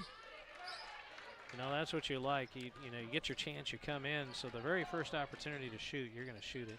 Elba the other way puts it up, no good, off of Pizzosa, but kept alive by the Blue Jays. Pizzosa puts it up, blocked. Slapped away by Bartok after she blocked it, but it came to Elba, and then the Elba player drove in and drew a foul. Yeah, they're going to call this one on the floor, so baseline inbound upcoming for the Blue Jays. SCM and Central Valley watching the end of this one, getting ready for their warm-ups. Shot up and in. I didn't see who made that one. I believe that was Reagan Adams. We're going to give it to Adams, okay. 2:09 to play. Here's a long one by AM, no good. And again, that was taken by Potter. Jump pass the other way, good anticipation. Steal by Kyra Schmidt. Pass into Bartok, and slapped at and taken away. Elba with the steal, throw the ball down court to Rasmussen, beyond the arc. Shot put up by Pizzosa is no good, out of bounds to AM. 1:38 to go. It's all over, but the final score. In the backcourt, Bartok, 5'8", sophomore, is going to lead it across. Going to the lane, she'll shoot it. It won't go, and then we'll get a tie ball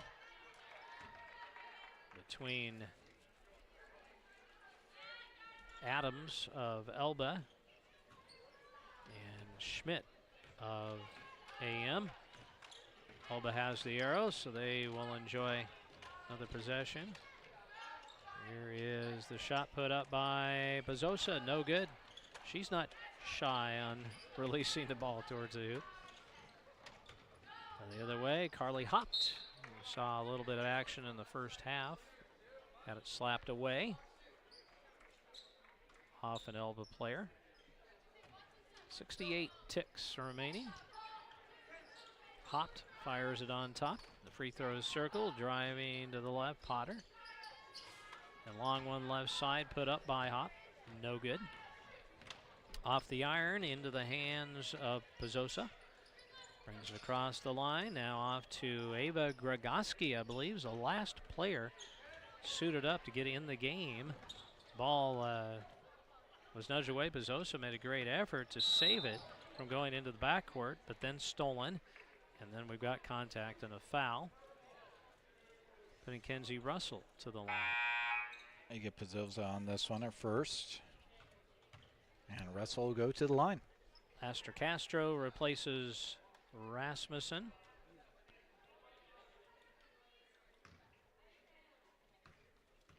And at the stripe is Russell, 5'3" freshman. First one off the back iron, no good.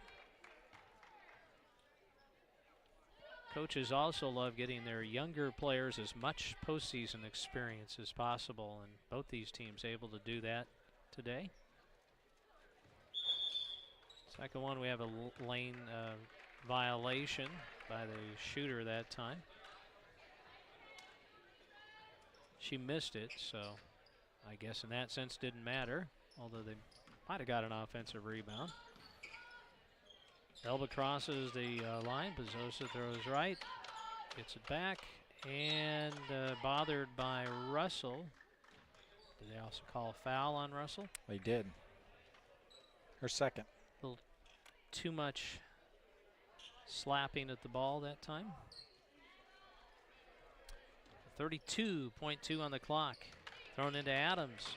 Heads left to the lane. A fadeaway up, no good. Rebound is stolen on the outlet pass, up no good. Offensive rebound, Elba up no good, but a foul. And Pizzosa earns herself a couple of free throw attempts with 22 seconds remaining.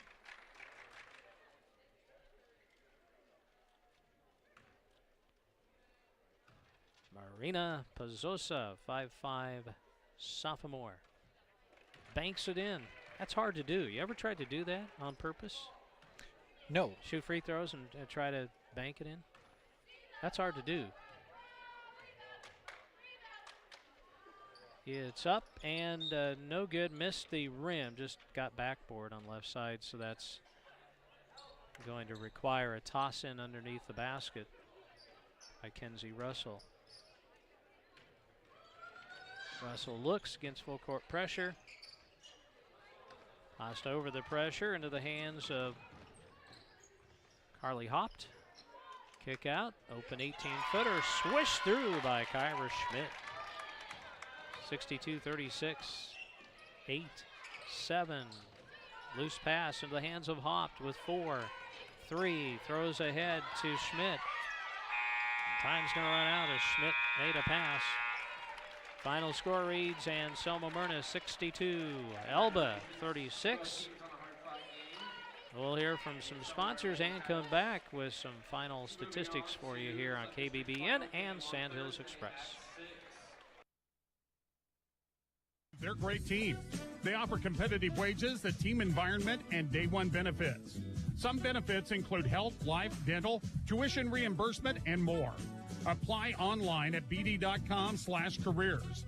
You can also attend open interviews every Wednesday from 3 to 4 in Broken Bow. To start your great career, go to bd.com/careers or stop in at BD on Wednesday from 3 to 4. Again, that's bd.com/careers. Brandon and Barb Miller with Cursive O Cattle are proud Anselmo-Merna Coyote supporters. Selecting for superior genetics and raising cattle in a sustainable manner has always been the foundation of Cursive O Cattle.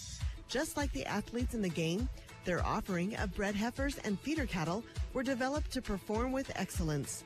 Contact them in Myrna, proud supporters of the Anselmo-Merna Coyotes and this broadcast. Brandon and Barb Miller with Cursive O Cattle of Myrna. Central Nebraska Diesel is a proud sponsor of high school sports and the student athletes who work hard each and every day. They're also proud to offer you Rainke products. When you need performance that you can count on, ask them about Rainke. Central Nebraska Diesel is happy to bring this action to those who can't attend. Enjoy the broadcast, and when you need pivot service from start to finish, call Central Nebraska Diesel at 643-2544. Rainke, more right than rain. Electricity. We use it every single day. Kristen Electric is ready to help you with your electric projects in underground, farm, remodels, and new construction. If it needs electricity, Kristen Electric can get it there. Call 308-258-4164. They'll figure out a plan to get you on the way to having reliable electricity. For underground, farm, remodels, and new construction. Proud to support the Anselmo-Merna Coyotes by sponsoring this broadcast, Kristen Electric. Bohica LLC and Foo Bar and Grill are proud to be sponsors of this high school sports broadcast. Every community would benefit from having a Foo Bar and Grill because it's a great place for conversation and laughs with friends. Nebraska is known for its steaks, and Foo Bar and Grill steaks are the cream of the crop. Come enjoy excellent refreshments and food and watch some sports on the big screen at Foo Bar and Grill in Anselmo. Proud sponsors of this game broadcast and supporters of all area teams. Broken Bow Livestock provides cattle producers a place to buy and sell their livestock. When you're needing to market or purchase, call Drew Gaffney at 872-1105 to discuss what Broken Bow Livestock can do for you. They are proud of their personalized customer service coupled with competitive livestock marketing. Call Drew Gaffney with your questions at 872-1105. He looks forward to making cattle auctions a breeze for you.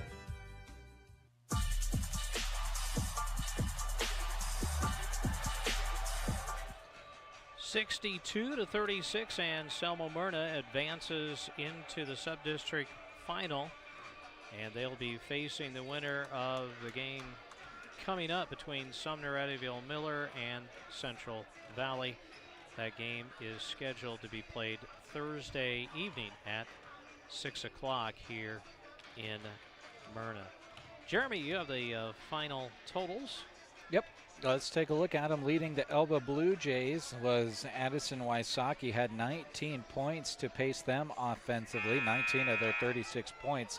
6 points apiece for Morrow and McCoskey, 2 points apiece for Barg as well as Reagan Adams, and 1 point put in by Marina Pazzoza to round out the scoring for Elba. Anselmo-Merna led by McKenna Miller with 28 points. 16 of those 28 came in the first half, so a very even scoring evening for Miller as she scored close to about the same amount in each quarter here throughout the evening. 7 points apiece for Riley Schmidt and Lily Thornton. 10 put in by Shaylee Coleman to join Miller in double digits. 5 points scored by Rihanna Myers. 2 apiece for Gracie McIntyre and Kyra Schmidt, and 1 put in by Haley Miller to round out the scoring for the Coyotes. 12 of 19 from the free throw line was Anselmo-Merna. 11 of 16 was Elba, so very good free throw shooting from both of these teams in this sub-district game. Rebounding edge went to Anselmo-Merna. It was a much larger edge than it was with the final totals. They out-rebounded Elba 36-29 by my unofficial mark and turned over the Blue Jays 29 times while committing 16 turnovers of their own. Again, your leading scorers, Addison Wysocki with 19 for Elba. For Anselmo-Merna, it was McKenna Miller with 28 and Shaylee Coleman with 10. Again, it is a victory for the Anselmo-Merna Coyotes, 62-36. They advance and will take on the winner of the 2 and 3 seed matchup. It's Central Valley and Sumner Eddyville Miller coming your direction next here on KBBN Radio and Sand Hills Express Video. Yeah, I think it should be a good game. You know, 3 versus 2 games are often very good games, and when you look at the point standings has separated these teams through seeding time. SEM was just 4 100ths behind Central Valley. They both have 6 wins. Central Valley played 4 more games and had 4 more losses on their schedule coming in, but this should be a good one, of course, for SEM. They have missed their standout player, Arbuthnot, who was averaging 18 points and 10 rebounds. You take away a double-double, and yeah, it's going to be a struggle at times to get wins, but yet, you know, they're here to play, and they want the opportunity to advance and meet Anselmo-Merna on Thursday. We've got a great game ahead, as Corey kind of previewed there. We'll talk a little bit more about these two teams and the players that make them up, but first we want to thank the sponsors making the broadcast possible. They include Thrivent Financial, 4-County Heating and Air, Klang Financial, Moonlight Custom Screen Print and Embroidery, Custer County Feeders, the Callaway District Hospital with the Arnold and Callaway Medical Clinics, Eggleston Oil, 5 Points Bank, Bowie Fertilizer, Tubbs Pub and Sumner and BD. Thank you as well to Nebraska State Bank, Rod's Body and Paint, Arrow Seed, Shelter Insurance, Custer Federal State Bank, Grocery Cart, Angland ATV, Mead Lumber, Team Physical Therapy, Geared for Sports, Sargent Irrigation, Melham Medical Center, Trotter Service, A to Z Lawn Pro, Nebraska Owners Insurance Agency, Gateway Motors, High Street Insurance and Financial Services, Taylor Heating and Cooling, and Justin Thompson Agency, Inc. We'll take a break and hear from some of them. When we come back, we'll talk a little bit more about this upcoming broadcast between Central Valley and Sumner Eddyville Miller on Central Nebraska's Sports Source. Custom Screen Print and Embroidery is proud to help bring you this sports coverage. When you partner with Moonlight, you're choosing the company that offers the highest quality inks as their standard way of printing. Since 1999, Moonlight has partnered with community events, school groups, sports teams, and more to design, print, and sell awesome screen print, embroidery, and vinyl items. Located in Kearney, serving fellow Central Nebraskans. Visit MoonlightCustomPrinting.com. Everything looks better by Moonlight. BD would love for you to be a part of their great team. They offer competitive wages, the team environment, and day one benefits. Some benefits include health, life, dental, tuition reimbursement, and more. Apply online at bd.com/careers. You can also attend open interviews every Wednesday from 3 to 4 in Broken Bow. To start your great career, go to bd.com/careers or stop in at BD on Wednesday from 3 to 4. Again, that's bd.com/careers. Custer County Feeders in Oconto are always ready to help serve you. Manager Michelle Pearson and her team are there to answer any questions you may have. The question they enjoy answering most is how they can best help you. Give them a call today at 308-858-4455. They are ready to feed your cattle. Custer County Feeders in Oconto, there for their customers, ready to serve you, and proud to support the SEM Mustangs. The Callaway District Hospital, along with the Arnold and Callaway Medical Clinics, love supporting the community and are happy to be able to help bring you this sports broadcast. The Callaway District Hospital and Medical Clinics delight in serving the area with their public transportation service. Call 308-212-0464 to schedule a ride today. Areas served and destinations requested will be evaluated on a first-come, first-served basis. Cheering on the area athletes from the Callaway District Hospital and the Arnold and Callaway Medical Clinics. Eggleston Oil keeps the Oconto community on the go with full service at the gas pumps. They treat every customer with a smile and often some lively conversation. Their shop provides automotive repairs as well as tire service. Eggleston Oil keeps the local farms moving with fast, reliable, on-the-farm fuel delivery. They also help with a variety of local fundraisers too. Supporting radio coverage of high school sports is yet another way they show that all-important community involvement at Eggleston Oil of Oconto. 5 Points Bank in Sumner is proud to support the SEM Mustangs this season. They offer hometown banking service with Uptown Bank products designed to help you succeed.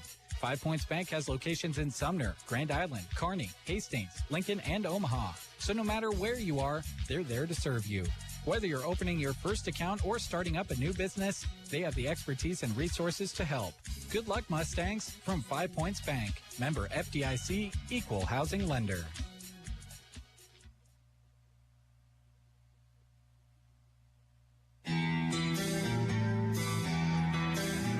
Welcome back to Anselmo-Merna High School. One game is in the books. Anselmo-Merna getting the victory as the 1 seed over the 5-seeded Elba, 62-36. They advance to a sub-district final, which will be played at 6 p.m.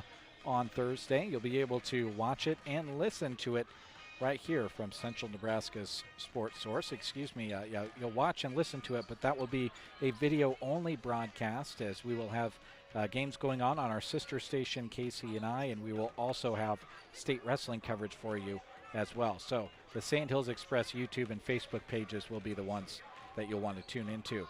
Game right now ahead of us is Central Valley, the 2 seed, and the Sumner Eddyville Miller squad coming in as the 3 seed. As you heard Corey say not that long ago, both of these teams with 6 wins on the season. A few more losses for Central Valley as a result of playing a few more games. But on paper, this looks like it could be a pretty fun game, and we'll break it down a little bit more for you as we wait for Corey to come back up after grabbing the starting lineups here tonight. Let's go ahead and take a look at some other scores going on in D2 basketball across the state. Santee got the victory over Stewart, 57-53 in a closely contested game. St. Mary's dominating Chambers Wheeler Central, 51-29. Falls City Sacred Heart notches a win, 62-23 over Lewiston. Archangels Catholic started the second quarter. They lead Winside 14-3. That was the last report there. And you add that to the game between Anselmo-Merna and Elba, which we had right here on KBBN and Sand Hills Express Video, and those are the only scores that have been reported in D2 basketball. Let's take a look at some of the D1 scores that have rolled in. North Central with the victory by 20 points over Plainview. Elm Creek beats Axtell 67-19. At the half, Neely Oakdale leads Creighton 25-13 in D1 action. East Butler over Walt Hill at the end of the first, 16-12, and those are the only scores that have been recorded in D1. Some games have been scooted up and were played a little bit earlier than others due to the weather in certain areas of the state, and others will be played later on. Many sub-districts have been moved days later.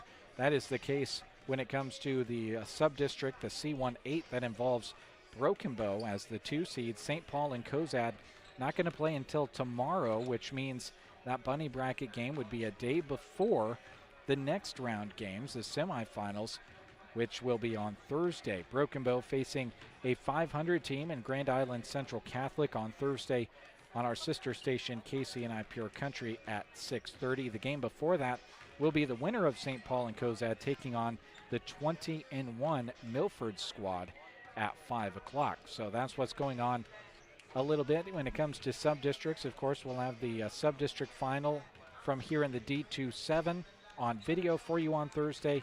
We'll have the C18 semifinal between Broken Bow and Grand Island Central Catholic for you on Thursday over on KCNI. And on KBBN, it's going to be all about wrestling starting tomorrow. Every single wrestler from the listening area is going to have a wrestling match called on KBBN radio over the next 4 days. And we thank so much all of you that have given us a call, said that you want to sponsor those broadcasts, as we send 3 guys there, and obviously we got to feed them and we got to get the gas in the car to get them there to bring you those 4 days of broadcast. So Wednesday, Thursday, Friday, Saturday, if wrestling is happening on the mat and it involves an area competitor, you'll hear the play-by-play of it start to finish on KBBN radio. All right, we'll take another break. When we come back, we'll break down this matchup a little bit more. It's Central Valley 6-17 taking on the 6-13 Sumner Eddyville Miller. It's the D2-7 sub-districts on KBBN. Locations in Miller, Overton, and Riverdale, Bowie Fertilizer provides a large number of area farms with the tools for success. Whether it's custom application of fertilizer or the chemicals or seed they need, Bowie Fertilizer strives to offer a quality product and a competitive price. To learn more about their services, call 457-2161 and talk with Rick Bowie. They also want to wish all the area teams the best of luck from Bowie Fertilizer in Miller, Overton, and Riverdale. Go Mustangs! Tubbs Pub cheers for the Mustangs, and they admire their talent and sportsmanship. Tubbs Pub welcomes all students, friends, and families to Tubbs Pub for a hearty meal when in Sumner. Regardless of how the games turn out, let's all enjoy the friendship of our communities together at Tubbs Pub. Enjoy prime rib specials every Friday and Saturday night and hot home-cooked meals Monday through Saturday.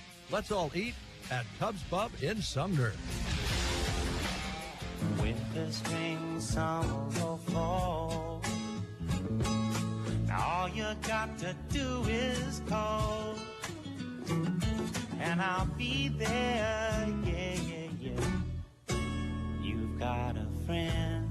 Sometimes life changes just like the seasons. Do you have the right accounts for where you're at in life? Call or stop by any NSB branch in Broken Bow, Myrna, or Callaway, and they'll be there. Nebraska State Bank, member FDIC.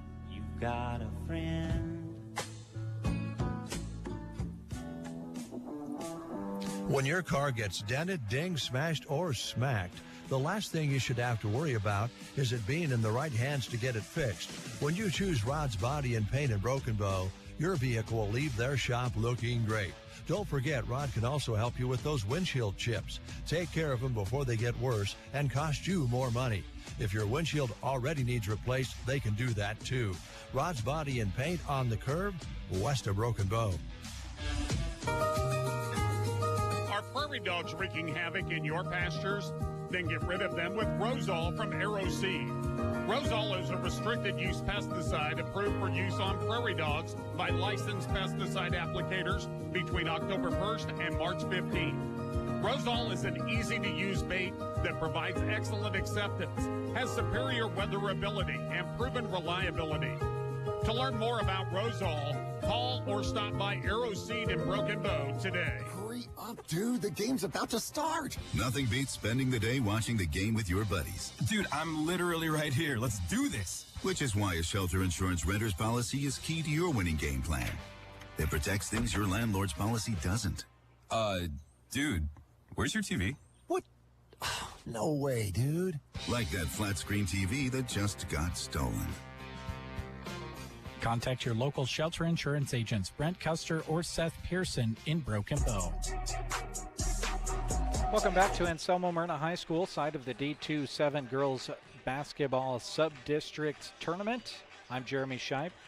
Jack Simpson is behind the camera, and I'll soon be joined here in the pregame again by Corey Anderson as we get you set up for the 2 and 3 seed matchup. It's Central Valley facing Sumner Eddyville Miller. And as we prepare to tell you a little bit about these two teams, we want to thank the video sponsors bringing it to you. They include the Callaway District Hospital, BD, Grocery Cart, Nebraska State Bank, Agland ATV, Meade Lumber, Culligan, Bailey Crop and Pioneer Seat, Palmer Monument, Insurance of the Heartland, and H&R Block. You'll see them continue to scroll on the upper right-hand part of your screen, whether that be a phone or a tablet or a television on the wall. You can take in these games in any of those locations, and it's important for us to note that you can take in all of these games via replay for the rest of time, as long as those pages exist. And I don't think YouTube's going anywhere. I think they've got a lot of money, so they'll be there for the rest of time for you to take in and enjoy at your convenience. About 4.5 minutes to go until we get this next game tipped off. Welcome back into the broadcast, Corey Anderson. Corey, we look at these two teams. We touched on it a little bit coming out of the previous game, but on paper, they match up pretty well. Similar records. Of course, you mentioned Arbuthnot going down after playing in 8 games this season, and SEM has not been able to tally very many wins on the back half of this season. But Central Valley is kind of, in their last 6 games, they've won 3 of their last 6, and they're kind of putting some good things together. Both of these teams don't really want to look at the past, though, like we can as broadcasters. They want to look at the future, and the exciting thing is you start winning games here, the sky's the limit.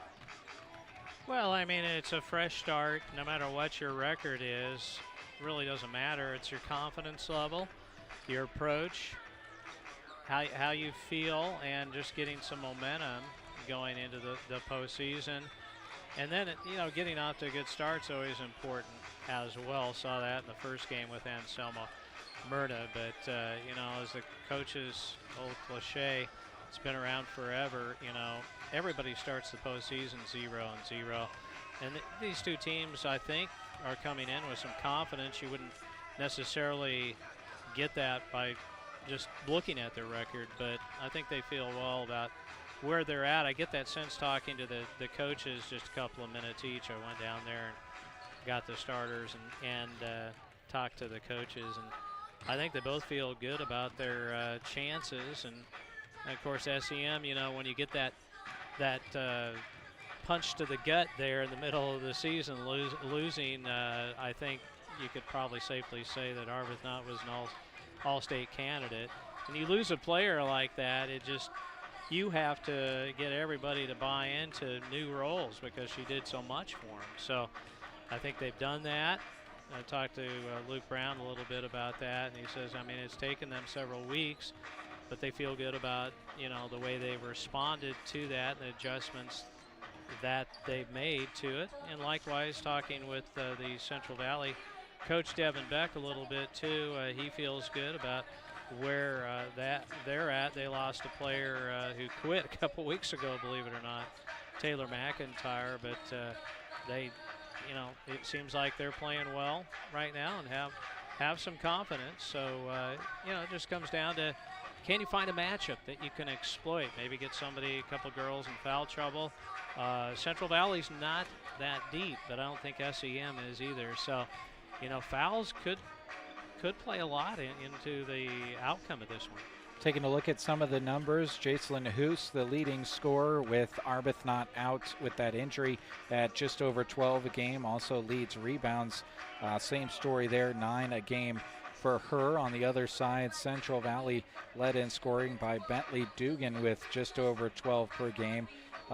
Leading rebounding is Lauren Desatko with just over 8 per contest. Assists led by Annika Wood for Central Valley.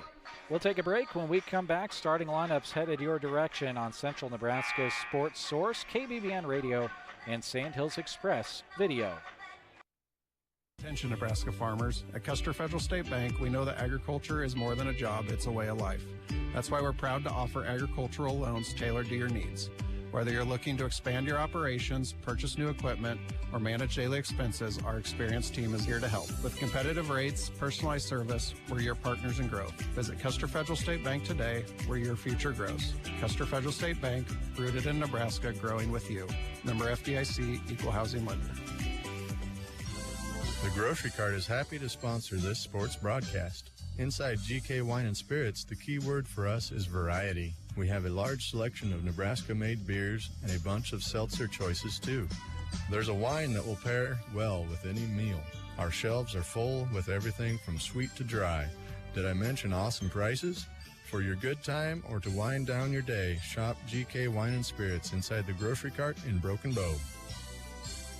Agland ATV would like to thank all of our customers for their business and friendships this year and look forward to working with you in 2025. Polaris has worked hard to keep bringing you the most reliable and powerful machines in the off-road market.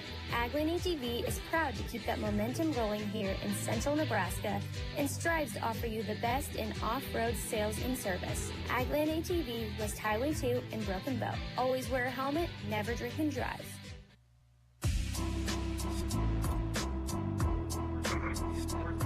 This sports broadcast is brought to you by Four County Heating and Air. Owners Brian and Austin serve the area with more than 20 years of combined experience in the industry. Call for a free estimate and timely service. Four County Heating and Air in Broken Bow, 308-872-2258. Let's take a look at your starting lineups. They're introducing them out on the floor, as you can probably hear in the background. Starters look like this for the SEM Mustangs. Allie Rohde, a senior, standing 5'4". That's going to be a trend here, folks. As the first three players I introduce are all seniors, and they're all 5'4". Bryn Eggleston, senior, 5'4". Rylan Schledowitz is a senior, also standing 5'4". Caitlin Ryder is a senior, 5'6", and Jacelyn Hoos is a junior, the lone junior in the starting lineup for SEM. She stands 5'6". Now for the Cougars of Central Valley, their starting lineup looks like this. Annika Wood is a sophomore standing 5'5". Bentley Dugan is a freshman standing 5'7". A freshman as well standing 5'4". Teresa Klein. Margaret Kraywald is a freshman, 5'6", in the starting lineup. And Lauren Desatko is a senior standing 5'10". Devin Beck is the head coach of the Cougars. Megan Hunt is the head coach of the SEM Mustangs. Should be a lot of fun. We're here in Merna. Anselmo-Merna already punched their ticket into the subdistrict championship. They await the winner of this 2 and 3 seed matchup after getting a victory of 62-36 here earlier this evening. He's Corey Anderson. I'm Jeremy Scheib. Jack Simpson behind the camera. SEM in the road purples, gold trim. Cougars of Central Valley in the home whites with the blue numerals and trim. And they control the tip and work right to left as you imagine this court here in Merna on your radio dial. Quick offense for the Cougars of Central Valley. Desatko, the senior, puts it off the glass for 2, and we're underway. SEM looking to do much of the same the other direction as we approach 30 seconds gone here in the first quarter. D27 sub-district action. The ball far side is Rohde, kicks it up top to Ryder. Her 3 off the side of the rim. SEM retains possession with the board. Allie Rohde centers the basketball, goes far side over to Schledowitz. Schledowitz left to right over the head of Rohde on the pass. And it's a turnover for the Mustangs, first time down.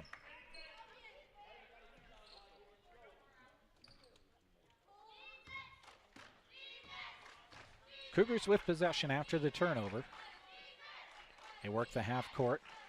Get it down into the corner. Pulling the trigger for three is Annika Wood. Wouldn't go. Rebound out of bounds. Off who? Off of SEM. I think that one almost could have gone either way. Yeah, the players came together. We're going after the ball at the same time. Just kind of a 50-50. 59 seconds gone. Cougars get it down inside. Shot this time for Dusatko doesn't go. And now a jump ball on the fight for the rebound. Possession arrow favors the Mustangs. Schledowitz tosses it into Eggleston, who brings it into the front court. Bryn Eggleston back over to Schledowitz. Centers the basketball, back over far side. Eggleston gets it down inside to Rohde, turns, scoops it out into the hands of Ryder, takes the shot, missed it. Cougars the rebound. 6:35 to go first quarter. Central Valley with the 2-0 lead over the Mustangs of SEM. High post look, turning and shooting as Dugan wouldn't go. Rebound out to the far sideline, last touched by, well, looks like off of the Mustangs. Took a little while for that arm to fall one direction over the other. Dusatko with it, over to Dugan. Now in the corner, they work to Krewald. Now that high post look again, out to Wood. Wood, nice drive. Defender went past her, couldn't get the shot to go. Rebound inside, put up and in by Bentley Dugan, the 5'7" freshman. Easy to say that Central Valley is the much younger team, as SEM has 4 seniors and a junior that they start, compared to the spattering of freshmen and sophomores and 1 senior for the Cougars. SEM tries to throw it down inside. It's knocked off of Central Valley's Klein. The Mustangs basketball as Schledowitz tosses it in. Goes up top to Rohde. Near side to Ryder. Gets it back out to Rohde. 9 seconds on the shot clock.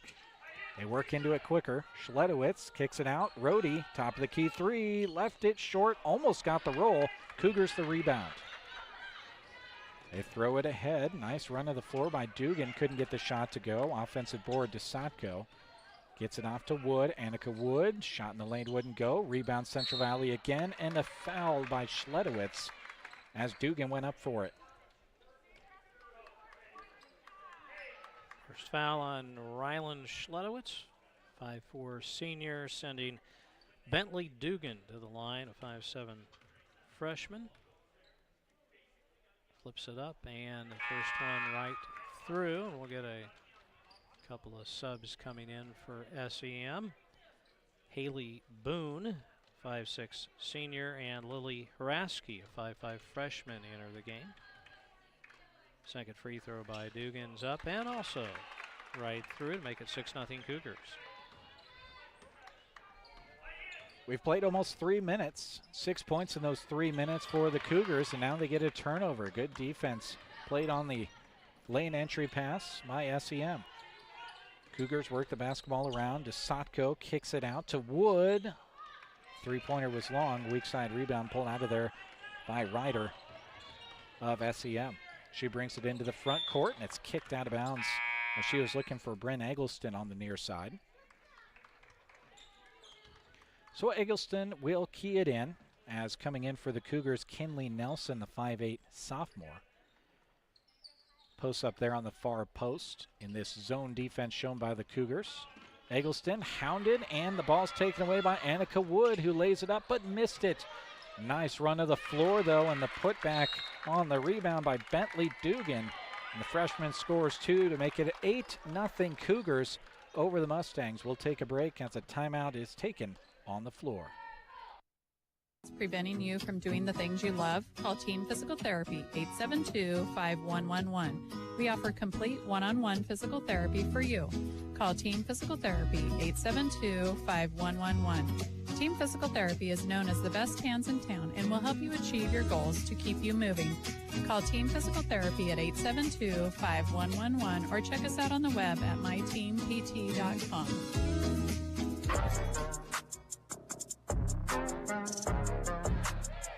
Your friends at Klang Financial are honored to help with any of your health and life insurance questions, as well as any retirement planning needs you may have. You can reach them at 308-872-6810. That's Klang Financial, downtown Broken Bow at 940 South D Street. SEM perhaps coming out with a set play out of the timeout, looking to get on the scoreboard.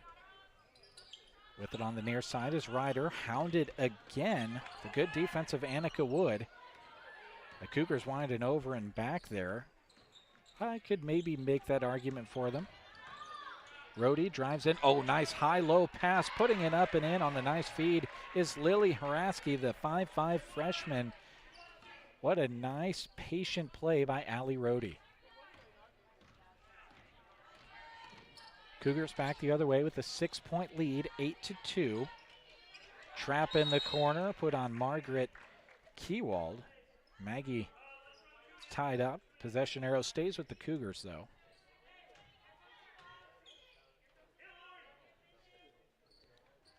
Baseline inbounds. DeSatko splashes it home from 15. Gives her 4. She and Dugan have all 10 of the Cougars' points. As now a back long the other court pass tipped out. Yeah, tipped out of bounds. Mustangs retain possession. Down 8. 3:43 to go here, first quarter. Rhodey centers the basketball, floats it over into the hands of Ryder. Passes it away to Hoos.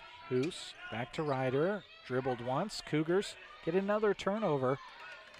That seems like a very defensively sound team, Corey. The Cougars have forced a lot of turnovers. So far, yeah. I noticed they were doing a box and one on Hoos. Back the other way, the Cougars offensively trying to get a score. They themselves turn it over as Hoos tries to run it into the open floor. Had it knocked away, and just as she was getting close to committing a travel, a foul called on a Cougar there in the lane. Saves the turnover. It'll be Mustangs baseline inbound. Kinley Nelson, 5'8 sophomore, picks up her first. Rhodey to key it in for the Mustangs. Tosses it up top to Schledowitz.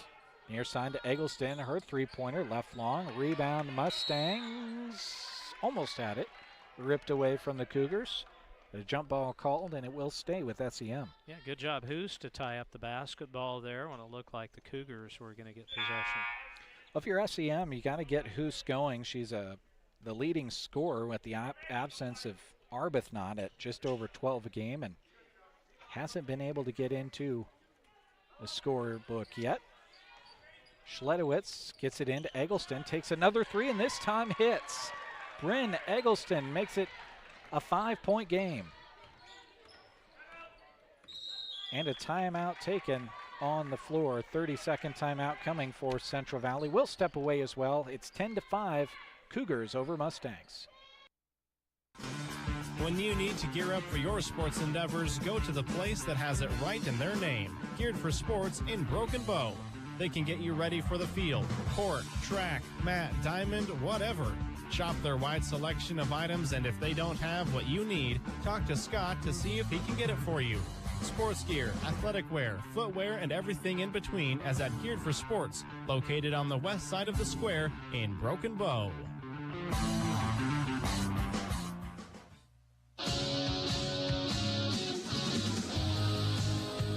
Big three-pointer by Bryn Eggleston. Just looks better on the scoreboard, 10-2. Now made 10-5 on that three-pointer as Central Valley comes out of the timeout. They work it far side, quickly inside, and now back outside. The result's a three-pointer from Dugan, who leaves it short. Saved inbounds really well by Wood. Retains possession for the Cougars. Dugan left side to Wood. One dribble, left the shot short. Rebound Central Valley again to Krewald, and it's put back up and in. Nice score there for the Cougars as they fall back on defense with their 12-5 lead. Credit that score to Krewald, sticking with the game. And a couple of offensive possessions to key it as well as the ball is knocked out of bounds, out of the hands of Haley Boone.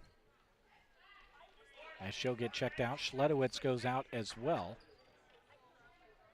Got Haraski back in the game. Rhodey gets it into Hoos, keys up a three, left it long, rebound Central Valley, and it's just taken away by Hoos, leans back, can't get the shot to go. This time Eggleston tries to muscle one up and her shot won't go. Central Valley dodging bullets there. A couple of close shots inside for SEM. It remains 12-5 lead. Cougars with the basketball. Wood gets it down inside to Dugan. Drive in the lane. Shot wouldn't go. SEM back the other way. Rhodey in the front court. Back off to Hoos. Keys up another three. Left it short. Rebound to the Cougars. And a jump ball. SEM, active hands. They forced a lot of jump balls on Cougar rebounds. Just getting in there and getting hold of it.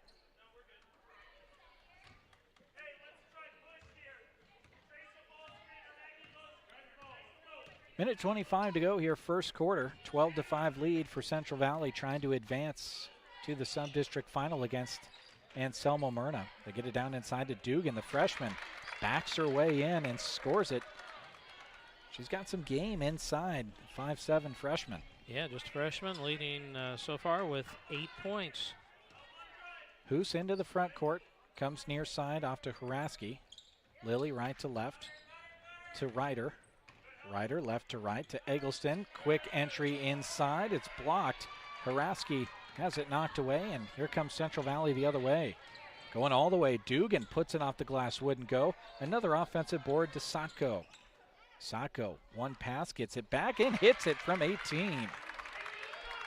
Lauren DeSatko now with 6. The lone senior on this roster scores 2 more and makes it an 11-point lead. Mustangs back the other direction in the half court. Hoos on the little screen. Can't get it to go. Gets her own miss. Threw it off the bottom of the backboard. And now a travel called. As Annika Wood had it, but in trying to pull it away from her opponents, shuffled the feet.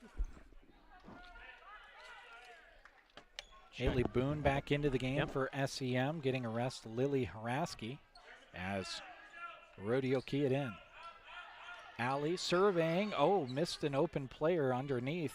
Haley Boone was open, but doesn't matter as Caitlin Ryder, the 5'6" senior, knocks one home. And it's 16-7. 7 seconds remaining on the first quarter clock as it's knocked out of bounds.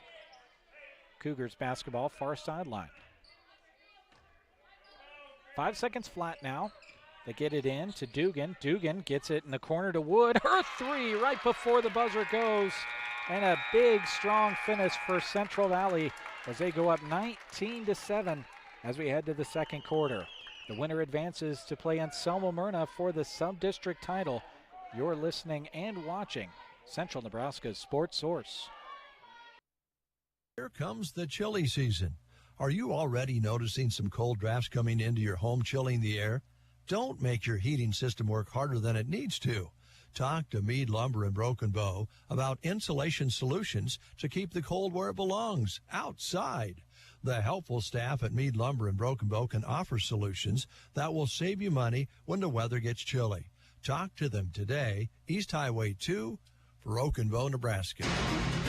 Sargent Irrigation may be known worldwide, but their roots are right here in central Nebraska, something they are very proud of. They hire right here in the heartland and know their success is due to those quality employees. As a way of showing support for the community, Sargent Irrigation sponsors high school sports broadcasts so those unable to attend can follow the action. Enjoy the broadcast, sponsored in part by Sargent Irrigation in Broken Bow. Well, we head to the second quarter, Corey, and the Cougars have got to really be happy with their offensive and defensive output so far here in the sub-district semifinal. Yeah, a lot of it hinges on their control of the boards. So they've got several offensive boards, and they've out-rebounded the Mustangs overall 9-4. SEM will get things started on the offensive end.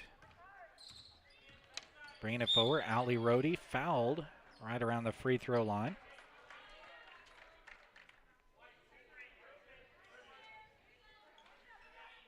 if you're SEM, certainly wouldn't mind getting your opponent's foul number up there a little bit, maybe get to the free throw line with some bonus shots here in the second quarter.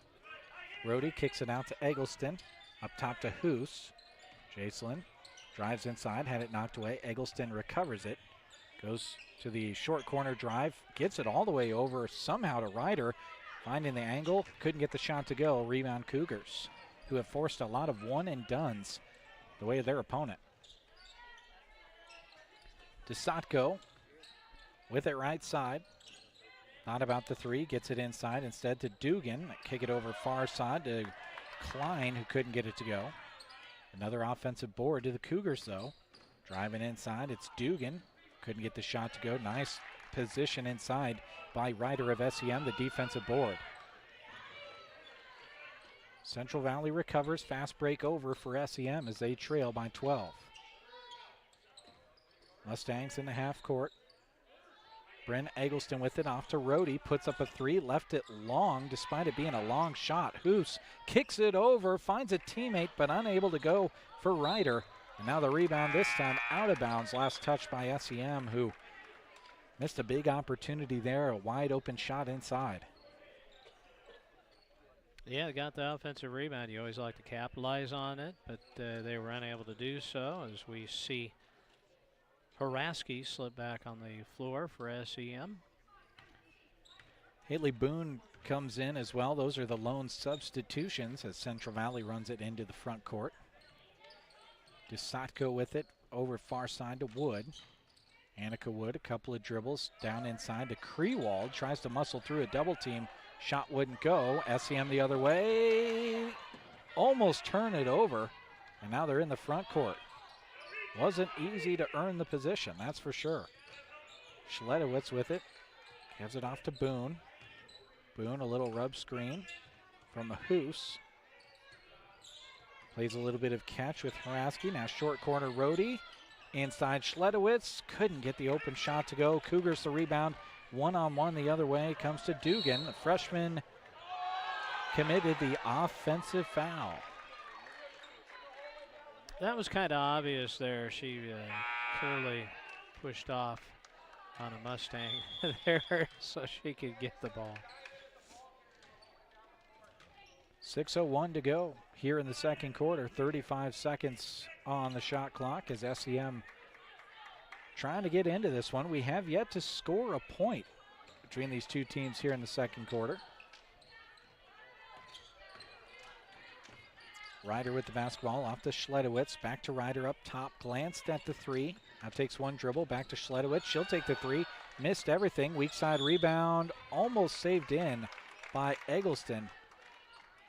But it goes back to the Cougars. Yep, great effort by Brandon Eggleston that time. She ended up against the wall on the floor in a sitting position. Yeah, lots of cement bricks around this court in Merna in close proximity as Schledowitz commits the foul.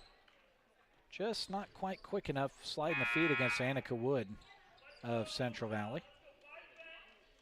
That's 2 on Schledowitz. One sub for each team, and we're ready to go on the baseline for the Cougars. DeSatko in the corner, gets it in to Dugan, who just checked in and immediately puts some pressure on the SEM defense and is fouled. Yeah, that'll be on Hoos, her first. And 2 team fouls in each club here in the quarter. Throw it into DeSatko, back up top to Dugan, left to right. Now far side Krewald, back to Dugan, who centers the basketball and resets the offense. 10 seconds gone on the shot clock. Lost her dribble, gets it off to Krewald. High post entry, back out to Dugan. Three-pointer won't go. Rebound SEM with Hoos. Hoos into the front court, kicks it off to Eggleston. 10-footer, rattles in. And makes it a 10-point game. Our first points scored with almost 3 minutes gone here in the second quarter. Dugan with the basketball. High post entry, looking for room as DeSatko fouled. Threw it up at the rim and it went in, but it'll be a baseline inbound. Got Hoos again, so 2 quick fouls on the junior. She'll stay in, though. Set play on the inbounds. Shot fake gets an opening for Wood. Couldn't get the shot to go. Offensive board, Central Valley. The second putback wouldn't go either as SEM pulls down the board and runs it forward. To get it in the corner to Boone. Boone let the defense go by, or might have been partially blocked on the shot. Central Valley pulls down the board. Cougars lead at 19-9.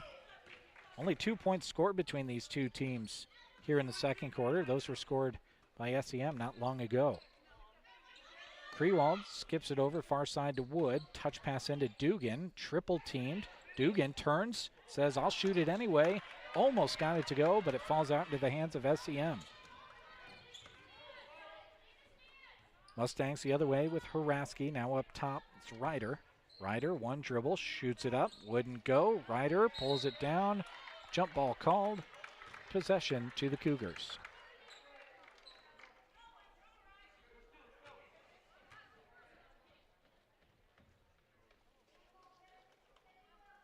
I think both of these teams, Corey, wondering where the lid on the basket came from going into the second quarter as Central Valley takes a timeout. Only 2 points scored and 3:48 to go here in the first half. At timeout on the floor. Maybe a reset that both of these teams needed as the Cougars lead at 19-9 over SEM. This broadcast is brought to you by Melham Medical Center in Broken Bow, where we deliver caring and comprehensive health care right here, close to home. The specialty clinic brings our residents access to the area's most experienced physicians in cardiology, general surgery, obstetrics and gynecology, orthopedics, and more. Partnering with you to inspire healthy living through quality care. Melham Medical Center in Broken Bow.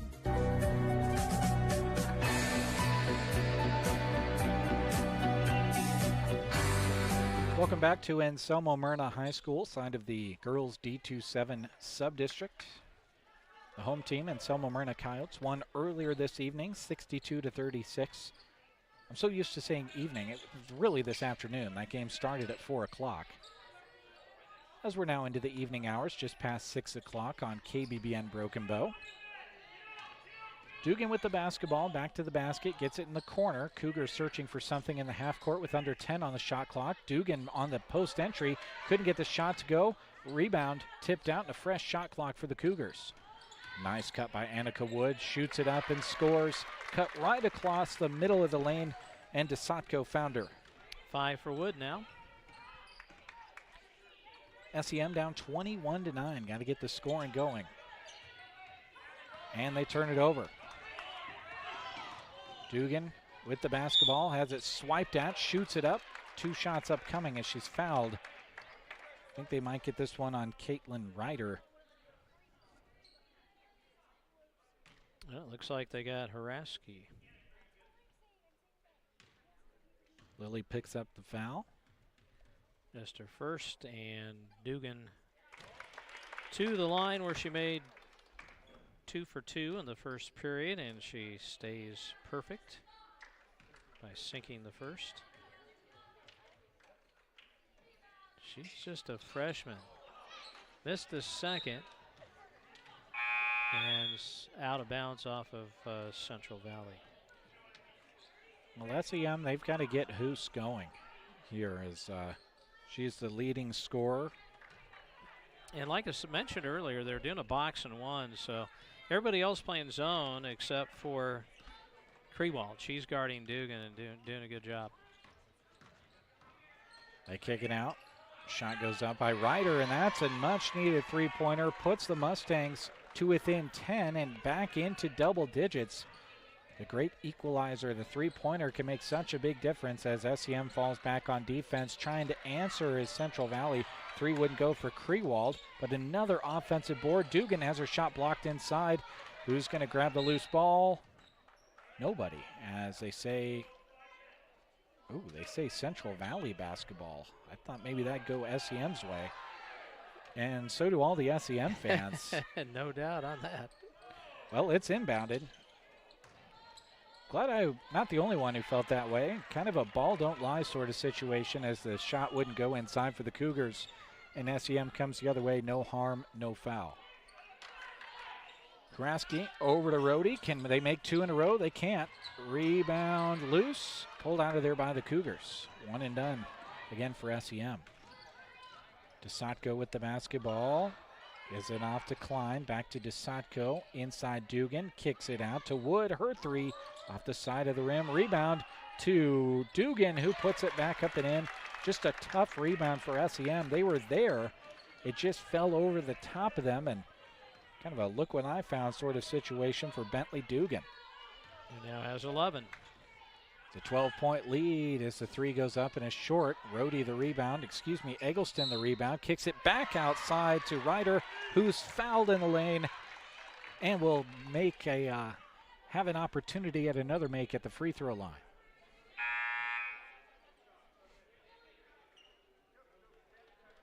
Checking back on the floor for SEM is Rylan Schledowitz. As Haraski sits down. And the free throw by Ryder. She gets the and 1, and that pulls the Mustangs within 9. SEM not going away in this one. Battling here in the second quarter. Keeping it to within single digits on that make. And now a travel called. Dugan wanted to go to that pass across the top of the key, so much so that she threw herself forward and drugged the pivot foot off the good defense of SEM. They forced the turnover, and the Mustangs look to dig into that lead a little bit more. Kinley Nelson replaces Annika Wood for Central Valley. SEM in the half court, Schledowitz high post. Now they work it far side. Over to Rohde, cut off at the high post, has it knocked away and taken away by the Cougars. Dugan the other way, had it knocked away, and it'll stay Central Valley basketball on the baseline. Looked like the Cougars are playing a straight 2-3 that last defensive set they were running.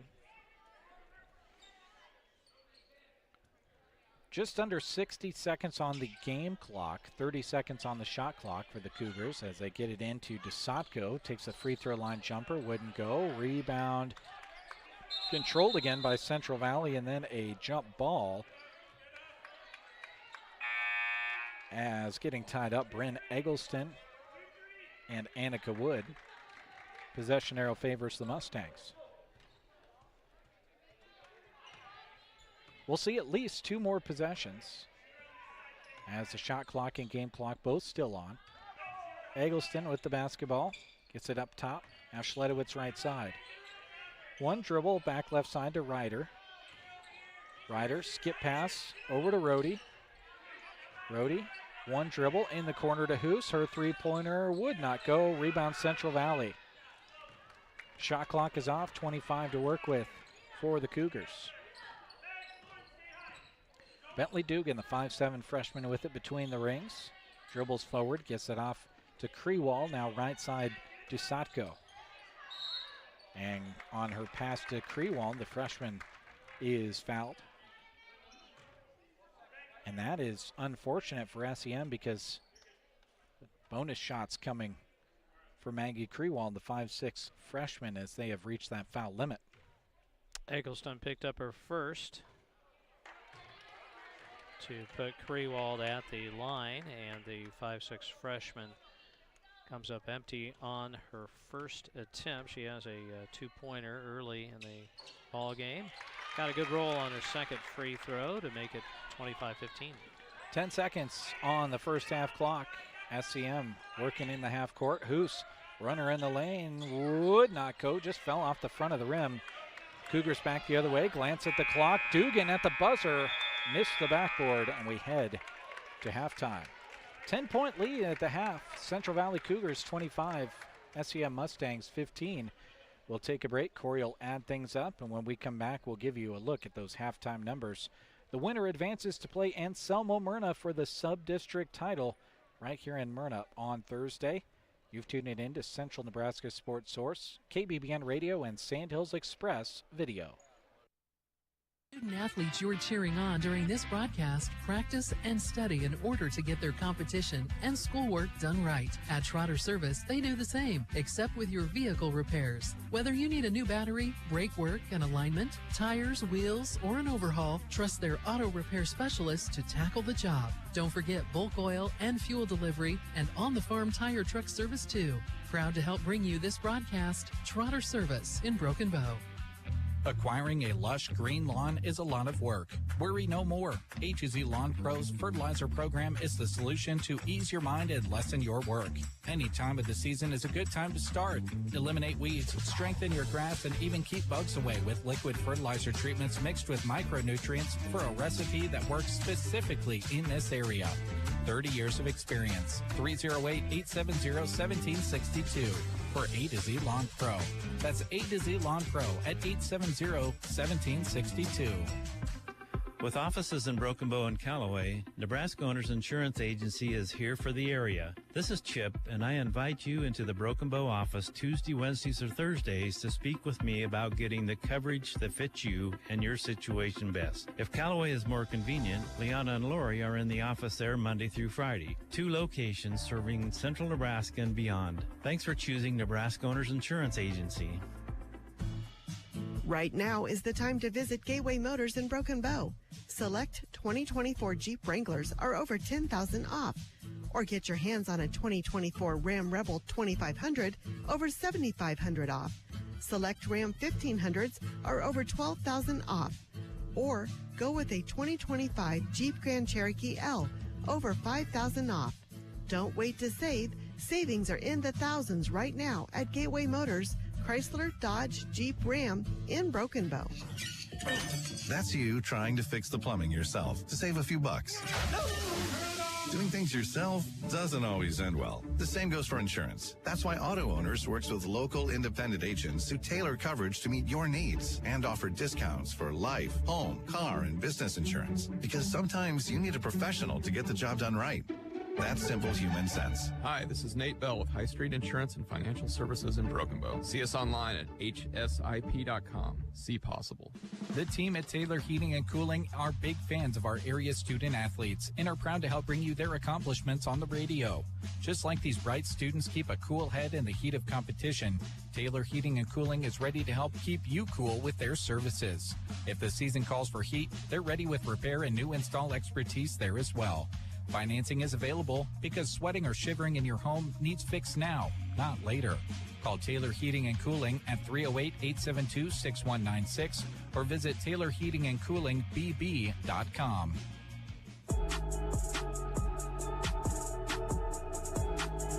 Welcome back to Anselmo-Merna High School, site of the D27 Girls Subdistrict for 2025.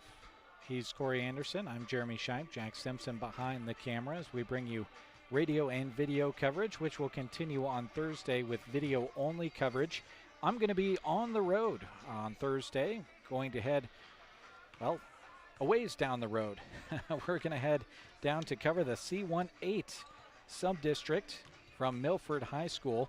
Broken Bow facing an 11-11 Grand Island Central Catholic squad at 6:30, following the Milford and either St. Paul and Cozad game at 5 o'clock later on this week. Should be a lot of fun to be there, and I hope you join me on KCNI Radio. If you're not tuned into the high school wrestling, which is taking place here on KBBN the remainder of the week, basically anytime there is an area competitor on the mat wrestling, you're going to hear play-by-play of it for 4 days straight starting tomorrow. All right, let's take a look at those halftime stats, Corey. All right, for the SEM Mustangs, 3 players have combined for their 15 points in the first half, led by Caitlin Ryder. Ryder came up with 8. She hit a 3, a couple of 2s, and a free throw. And then it was 5 for Brent Eggleston on a 3 and a deuce. And a 2-pointer early for Lily Haraski, one of 2 players that have come off the bench for Coach Hunt. And for Central Valley, 4 players have produced their 25 points. Bentley Dugan leads with 11. Dugan with 4 2-pointers and 3 for 4 at the free throw line. 6 points for Lauren DeSotko, all on first period field goals. 5 for Annika Wood on a 3 and a 2, and 3 points for Maggie Krewald, a 2-pointer and 1 for 2 at the line. It was 19-7 Central Valley at the end of the first, and they led 21-9 early in the second period. After that point, however, SEM scored 6 and limited the Cougars to 4 points. In the rebound department, that belongs to Central Valley thus far. 19 first half rebounds, and about half of those were offensive compared to 11 pulled down by SEM. And turnovers have not plagued either team thus far. SEM has committed 5 and just 3 miscues by Central Valley. So, you know, you're looking at adjustments at halftime. I think SEM just needs to make more shots, get more support for obviously Hoos. You know, you got to expect that your leading scorer at 12 a game is going to get on track. At some point, they've got mostly box and one, so they might try to do something else to free her up. She's had a few shots, but they're certainly not giving her much space to shoot the ball, Jeremy. Yeah, we'll see which adjustments are made. We'll talk maybe a little bit more about what we expect to see in the second half. Right now, we'll take a break, hear from some of our sponsors, and when we come back, it's going to be SEM and Central Valley battling to see who takes on the top seed Anselmo-Merna here in the D27 subdistrict. Central Valley led it 19-7 at the end of the first quarter. SEM outscored them by just 2 heading into halftime. They trailed 25-15. In family insurance. That's because the future can be unpredictable, but no matter what's in the forecast, we'll help you feel protected so you can enjoy the dreams you've worked hard for with peace of mind. Save up to 23% when you bundle home and auto. Products not available in every state. Visit amfam.com to learn how discounts may apply to you. American Family Mutual Insurance Company, SI, and its operating company, 6000 American Parkway, Madison, Wisconsin. Visit Justin Thompson Agency or call 308-872-5252. This broadcast is brought to you in part by Moonlight Custom Screen Print and Embroidery. Have you seen all those awesome t-shirts when you attend state competition? There's a good chance Moonlight has printed what you're seeing. They love partnering with local schools to put your athletic and extracurricular achievements on apparel for fans. Ask them about screen printing, embroidery, and more promotional products. Located in Kearney, serving fellow Central Nebraskans. Visit MoonlightCustomPrinting.com. Everything looks better by Moonlight. Custer County Feeders in Oconto are always ready to help serve you. Manager Michelle Pearson and her team are there to answer any questions you may have. The question they enjoy answering most is how they can best help you. Give them a call today at 308-858-4455. They are ready to feed your cattle. Custer County Feeders in Oconto, there for their customers, ready to serve you, and proud to support the SEM Mustangs. BD would love for you to be a part of their great team. They offer competitive wages, the team environment, and day one benefits. Some benefits include health, life, dental, tuition reimbursement, and more. Apply online at bd.com/careers. You can also attend open interviews every Wednesday from 3 to 4 in Broken Bow. To start your great career, go to bd.com/careers or stop in at BD on Wednesday from 3 to 4. Again, that's bd.com/careers.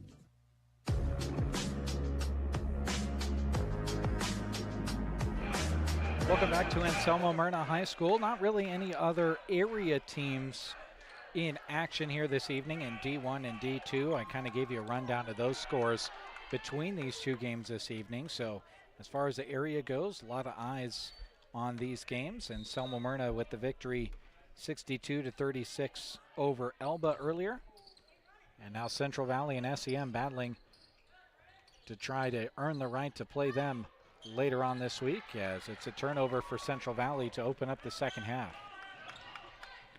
SEM, an open shot for Schledowitz across the entirety of the half court. A nice feed from Ryder there, and SEM opens up the scoring. Cougars in the half court, they turn it over again, so SEM with their hands on fire here, scoring the basketball and turning it over. Start the second half. With it up top, Allie Rohde skips it over to Schledowitz, and she committed to travel. She's got a little ahead of herself on the ball fake and slid that pivot foot. Be Cougars ball.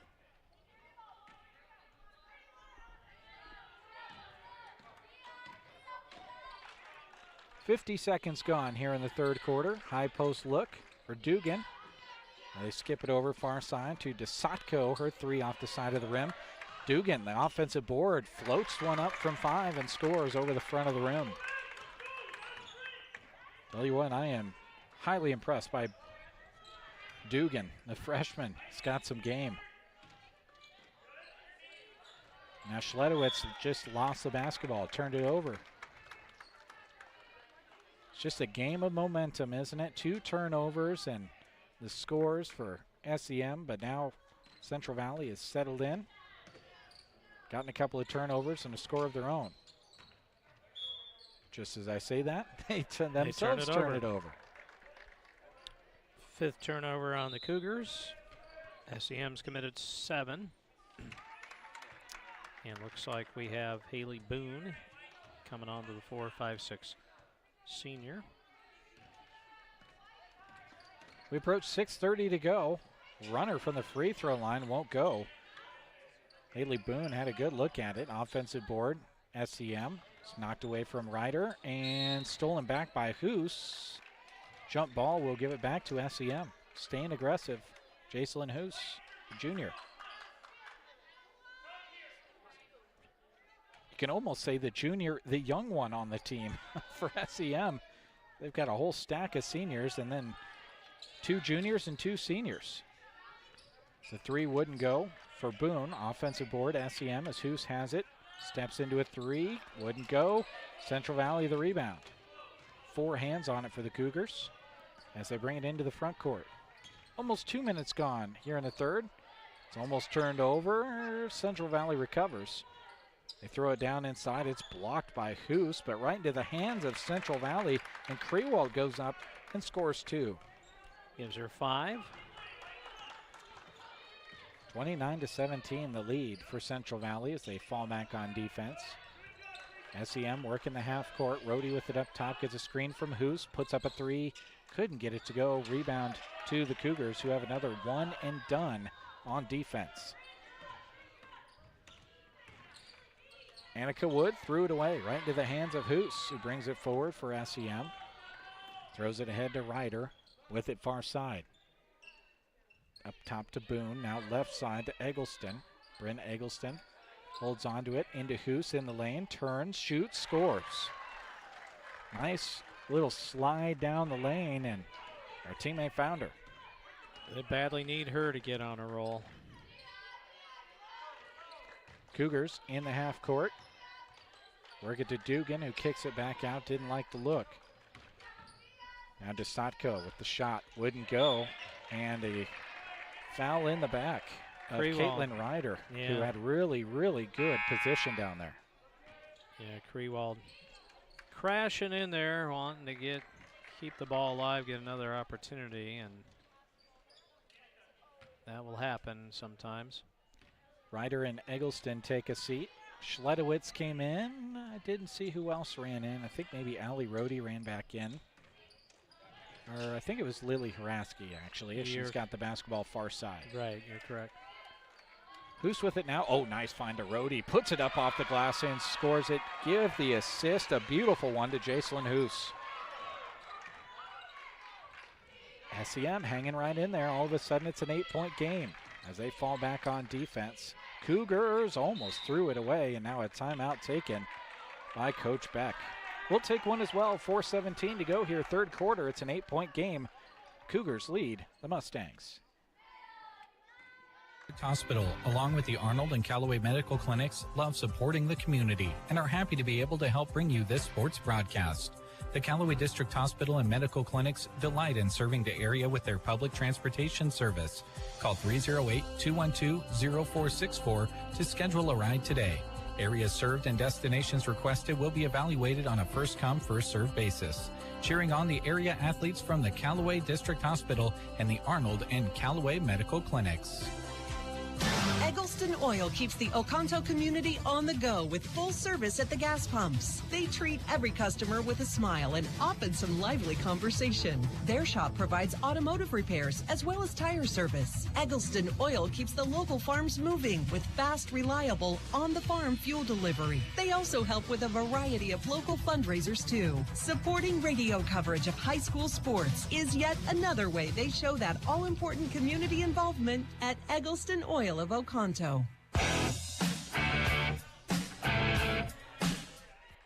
Here we go.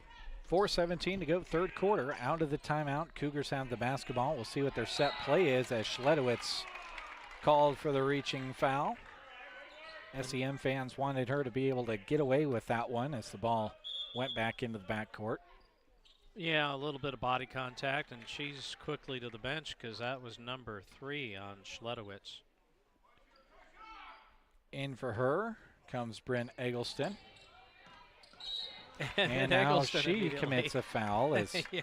Annika Wood, the 5'5 sophomore, really putting the pressure on this SEM defense. Eggleston's second. Well, we'll see here if we can play for more than 1 second as Wood receives it and walks forward. We're already ahead of where we were the last 2 times Very much. she touched the ball. She gets the ball back on the wing. Three-pointer wouldn't go. Dugan the rebound, and she is fouled by Bryn Eggleston, who has picked up 2 fouls in about 15 seconds of game time. Yep, that's a third on Eggleston. Free throws for Dugan. Makes the first. Only 1 substitution. It's for SEM as Ryder comes back in for Eggleston, who will have to sit with 3 fouls herself. Bentley Dugan, 5'7" freshman. Couldn't get the shot to go. Hoos had the rebound, and now a foul going to be called as reaching in late was Central Valley's Maggie Krewald. The freshman called for the foul. That'll be 2 on Krewald. It felt like we were there on the right-hand side of the floor for a long time. SEM now with possession. Ryder on it. Far side. Takes 1 dribble. Pressured by Wood. Now gets it back in the corner. They get it down inside. The 5-footer would not go for Haraski, and now a tie-up on the rebound will favor the Cougars. Wood and Boone clasping the ball at the same time. The Cougars get possession. Well, SEM has never been out of this game. You're not really out of the game until you have a large deficit in the fourth quarter. They've just been hanging around for somewhere between 8 and 12 or so points for a long time in this one. They're down by 9 as it sits. Wood with the 3 for the Cougars. Wouldn't go. Rebound to Hoos. Jacelyn Hoos into the front court. 1-on-3. Doesn't care. Has to kick it out of there, and it's turned over into the hands of Dugan. Bentley Dugan the other way. The left-hand layup goes. What a turn of events. Hoos had the run out for the Mustangs. Threw it away, and knowing what to do with it was Dugan, Central Valley. Mustangs looking for anything, down 11 now. Ryder with the 3 at the top. Wouldn't go. Rebound. Pulled down nicely inside by Desatko of Central Valley. Back the other way, Dugan had it partially blocked, muscled through it, couldn't go, but the weak side rebound pulled down by Krewald and put up and in. A little 4-0 run for the Cougars. They lead at 34-21. Brody with it. Far side to Haraski. And travel called. Chopped the feet when she went to the right side for the drive. And a hard to swallow turnover for the Mustangs.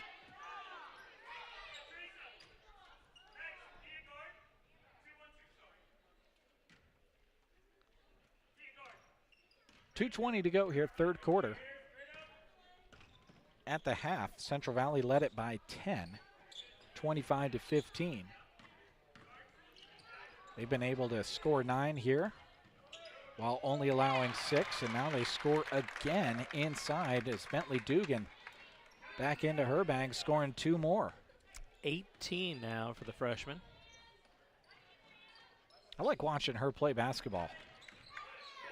You know, along with skills, how about her IQ? You can really notice by the way she conducts herself. She's played a lot of basketball. Hoos, a 3, much needed, knocks it home from the left side, and SEM back to within 12. Only her second make this evening. Cougars with the basketball. Wood with it right side. Looks in at Dugan. Didn't see it there. Krewald back to Wood. Drives in. Fouled. Kind of just parted the purple and gold sea there as Wood had it. Saw the opening and goes to the free throw line as a result. Boone picks up the foul with 1:21 to go in the quarter, and it sends Annika Wood, 5'5" sophomore, to the foul stripe where she cast up number 1, and it collects in the net. DeSatko checks in for Dugan as a second free throw about to be uncorked by Wood.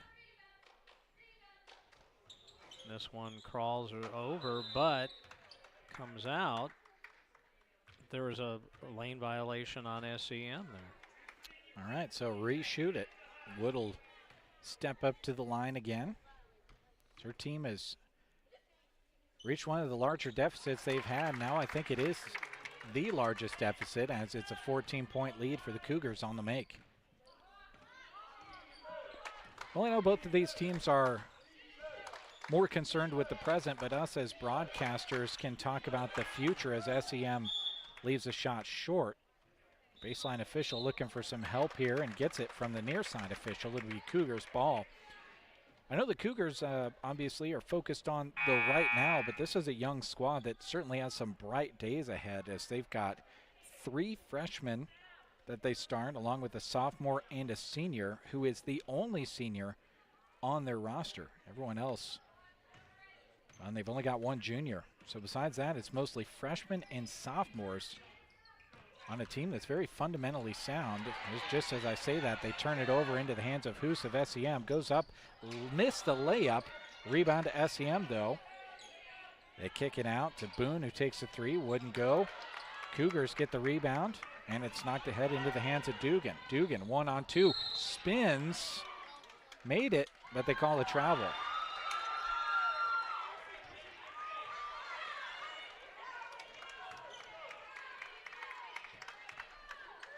Coach Beck over on the far side saying that did she ever really have control of it while she was spinning? I could see that argument, certainly, as they put up a 3 the other way. Does SEM. Rhodey wouldn't get it to go. Rhodey gets the pass on the offensive board by her teammate and is fouled, and will head to the free throw line, which is kind of just what the doctor ordered for SEM. You're down 14. You're in the waning moments of the third quarter. Just need to see some go through. This one clanks off the side of the rim and out. That was Krewald's 3rd foul that put Rhodey to the line. Allie Rhodey, a 5'4" senior. Couldn't get the second one to go. Ryder pulls down the miss.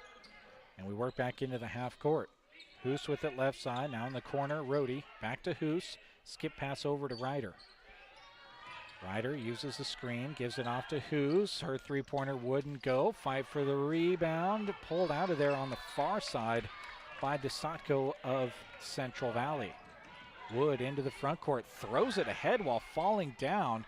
Shot doesn't go for Central Valley. Goes out of bounds, last touched by the Cougars. Krewald trying to muscle it through a block down on the near side. SEM gets possession with 3.4 on the third quarter clock.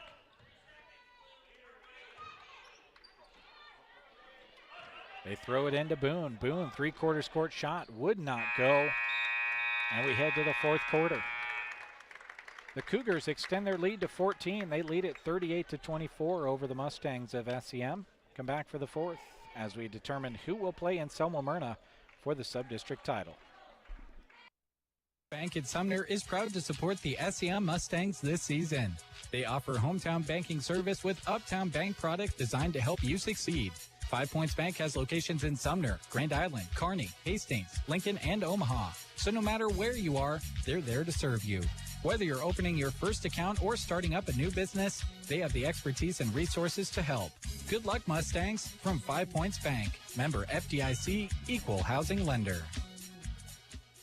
With locations in Miller, Overton, and Riverdale, Bowie Fertilizer provides a large number of area farms with the tools for success. Whether it's custom application of fertilizer or the chemicals or seed they need, Bowie Fertilizer strives to offer a quality product and a competitive price. To learn more about their services, call 457-2161 and talk with Rick Bowie. They also want to wish all the area teams the best of luck from Bowie Fertilizer in Miller, Overton, and Riverdale. Again, thank you so much to all of the wonderful sponsors you hear on the radio and video broadcast and the sponsors you see on the top right-hand part of your screen here this evening. We'll be back on Thursday on a video-only broadcast between Anselmo-Merna and one of these two teams. We'll determine here in the fourth quarter which of these two teams it'll be. SEM working the half court. Ali Rohde, a long three, wouldn't go. Rebound Central Valley.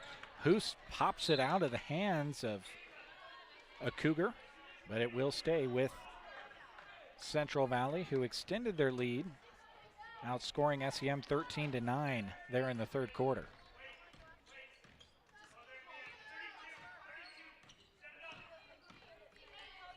Cougars in the half court. DeSatko with it. Right side, gets a little screen, kicks it back out to Dugan. Bentley Dugan with it between the rings. Comes near side, DeSatko holds it kind of like a football. Dribbles right to left. Defender falls down. DeSatko thought about the three, now off to Dugan. Dugan left to right, throws it up at the lane. Wouldn't go. Rebound. Shot clock to violation. Central Valley. Yeah, didn't touch the rim. I think that's our first shot clock violation all night. It is between these two games. We didn't even get close in the first game to clock running out. Caitlin Ryder brings it forward for the Mustangs of SEM. Wood playing off of her. They are still kind of working that box in one as they're continuing to follow Hoos around and deny her the ball. Sledowicz couldn't get the shot to go. Rebound, Bryn Eggleston fouled on the putback attempt. And this 100% is what the doctor ordered for SEM. Got to get some points with the clock stopped and seize these opportunities. Foul was given to Teresa Klein, her first, and Eggleston trying to get her team a little closer. Misses off to the right side. She has 5 points thus far. Eggleston second, left short, tapped out of bounds. I think this will be Cougars basketball. It is. Yeah, Schladowitz went over the top and tapped it away, but her teammate couldn't get it either. Wood brings it into the front court for the Cougars, trying to keep their foot on the gas pedal with this 14-point lead, which is built in the third quarter, outscoring SEM 13-9. Satko with it, had it taken away by Hoos, who holds it up to retain possession. Throws it ahead, and it's intercepted. Was looking for Schledowitz under the basket. Back the other way comes Dugan. Gets it down inside to Krewald, but a charge going to be called as Dugan passed it off, but after doing so, took out a Mustang underneath. That's her second. Yeah, SEM's got to find some offense and find it big time here in the fourth. Hoos into the front court, gets it to Eggleston in the corner. Now Schledowitz left side. One dribble into Hoos, lost the ball, turnover to the Cougars. It's been tough sledding for SEM on and off through the night, mostly on. Now Schledowitz forces the pickup of the dribble. Central Valley gets a pass out of it. 20 seconds on the shot clock as the Cougars are just fine with burning clock. And now they burn so much of it, they dribble into a turnover. Caitlin Ryder into the front court for SEM. Gets it in the corner to Rohde. Rohde, couple of dribbles. Up top to Ryder. Goes to the bounce. Left side, Eggleston saves it in. Back to Ryder. Puts up a three. Off the side rim. Cougars the rebound. I would love to know how many one and done Central Valley has forced with the defensive boards as a foul is committed as Bentley Dugan gets the and one. What a move inside, spinning, fouled, muscled through it, and scored. And her impressive night continues. And it's also the fourth foul on Brent Eggleston. Dugan couldn't get the shot to go. Rebound pull out of there by Ryder of SEM. Caitlin Ryder into the front court. Almost threw it away, but Rohde controls it. Rohde off to Schledowitz. Now up top, Hoos. Jacelyn Hoos hasn't used the dribble, now does. Cuts in the lane, drives in, puts it off the glass. Wouldn't go. Rebound Central Valley. And a timeout awarded to Coach Beck. 4:50 to go here, fourth quarter. The Cougars lead at 40-24 on KBBN Radio and Sandhills Express video. Go Mustangs! Tubbs Pub cheers for the Mustangs and they admire their talent and sportsmanship. Tubbs Pub welcomes all students, friends, and families to Tubbs Pub for a hearty meal when in Sumner. Regardless of how the games turn out, let's all enjoy the friendship of our communities together at Tubbs Pub. Enjoy prime rib specials every Friday and Saturday night and hot home-cooked meals Monday through Saturday. Let's all eat at Tubbs Pub in Sumner. I could go for a cut of that prime rib right now at Tubbs Pub, that is for sure.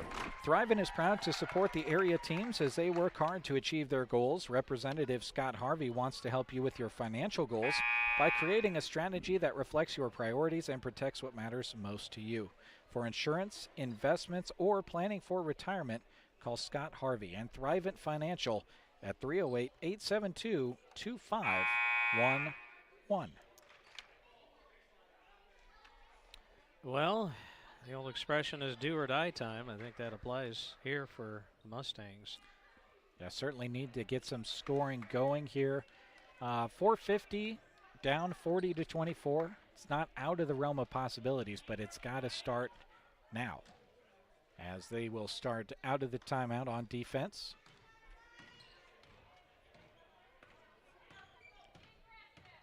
Cougars bring it forward into the half court with the lead. Happy to dribble the basketball as Allie Rohde called for the foul, reaching between the rings. Just her first.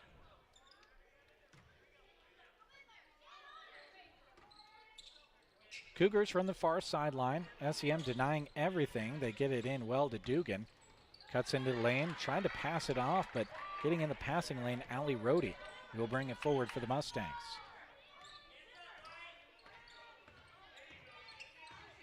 Rohde into the front court, tries to get it to Schledowitz. It's knocked out by Dugan, who not just an offensive player, she plays great defense as well. Showed it there, got in the passing lane. SEM after the inbounds, working the half court.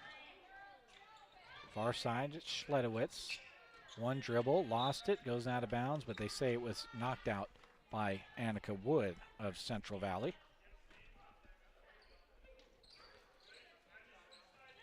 Haraski around to Schledowitz. Schledowitz, one dribble, blocked on the 10-foot shot. Central Valley back the other way, looking like they're on their way to a game against Anselmo-Merna to continue the postseason. As a foul is called. They get Rohde on this one? They did. They did. Their second. Check-ins for SEM, Boone, and Hoos. Teresa Klein in freshman for Central Valley as well. They get it to Dugan, who tosses it out. Kinley Nelson to DeSatko, now center of the basketball with Dugan. Ball's knocked away from Wood. Dugan controls it. Goes to the bounce, and an offensive foul called. DeSatko going to get whistled on this one. Maybe one of the easier moving screen calls this officiating crew has made this season. Just the first on DeSatko. SEM still trailing 40-24. Bryn Eggleston had it knocked away. Going the other way is Dugan, who's fouled on the layup attempt. SEM doing what they could to prevent the and one situation. Did just enough, missed the layup, but will shoot two. Eggleston is just fouled out. She's a senior, so that has to hurt. Yeah, you feel for Bryn Eggleston. Any sport, you reach that point in the season where you see teams' seasons and careers coming to an end, and it's always one of the things we try to do is salute the seniors on these teams as their careers come and their seasons come to a close. Bentley Dugan hit the first. She's got a lot of games ahead of her. The freshman couldn't rattle in the second one, but a 20-plus point scoring night for her. SEM back in the half court. Schledowitz pulls the three, left it long, rebound to Hoos. Jacelyn Hoos up top to Ryder, one dribble, free throw line shot, kind of short. Rebound Schledowitz, now a three for Allie Rohde, who knocks it home. And it makes it a 41-27 game. So the Mustangs muster 3 points that trip. They could muster a few more of those. They'd be right back in this thing. It'd have to happen pretty quick, though. Kinley Nelson out. Annika Wood in for Central Valley. Bentley Dugan with the basketball, gives it off to Wood, now gets it back. Dugan gets a screen, had it knocked away. Schledowitz tried to come away with it, but Dugan recovers. Fits it over far side barely. DeSatko, wide open layup, goes down. 8 for her. Back the other way comes SEM with it up top. They work it around the perimeter. Rohde with it, goes to the spin move, lost the basketball on the ground. Jump ball called. Quick whistle on the jump ball. Either way, looked like the Cougars were going to come away with it. They get it on the alternating possession. Hasn't been turnovers so much for SEM that it has really killed them. It's just the shot percentage. Just haven't ever been able to catch a spark tonight, hit a string of shots. Central Valley with the ball in the half court. DeSatko with it, top of the key, loses the dribble, tries to get it down inside. It's knocked away from Dugan. Here comes SEM. And a turnover as Haley Boone lost it, tried to recover it, and move the feet. Under 2 to go here in the fourth quarter.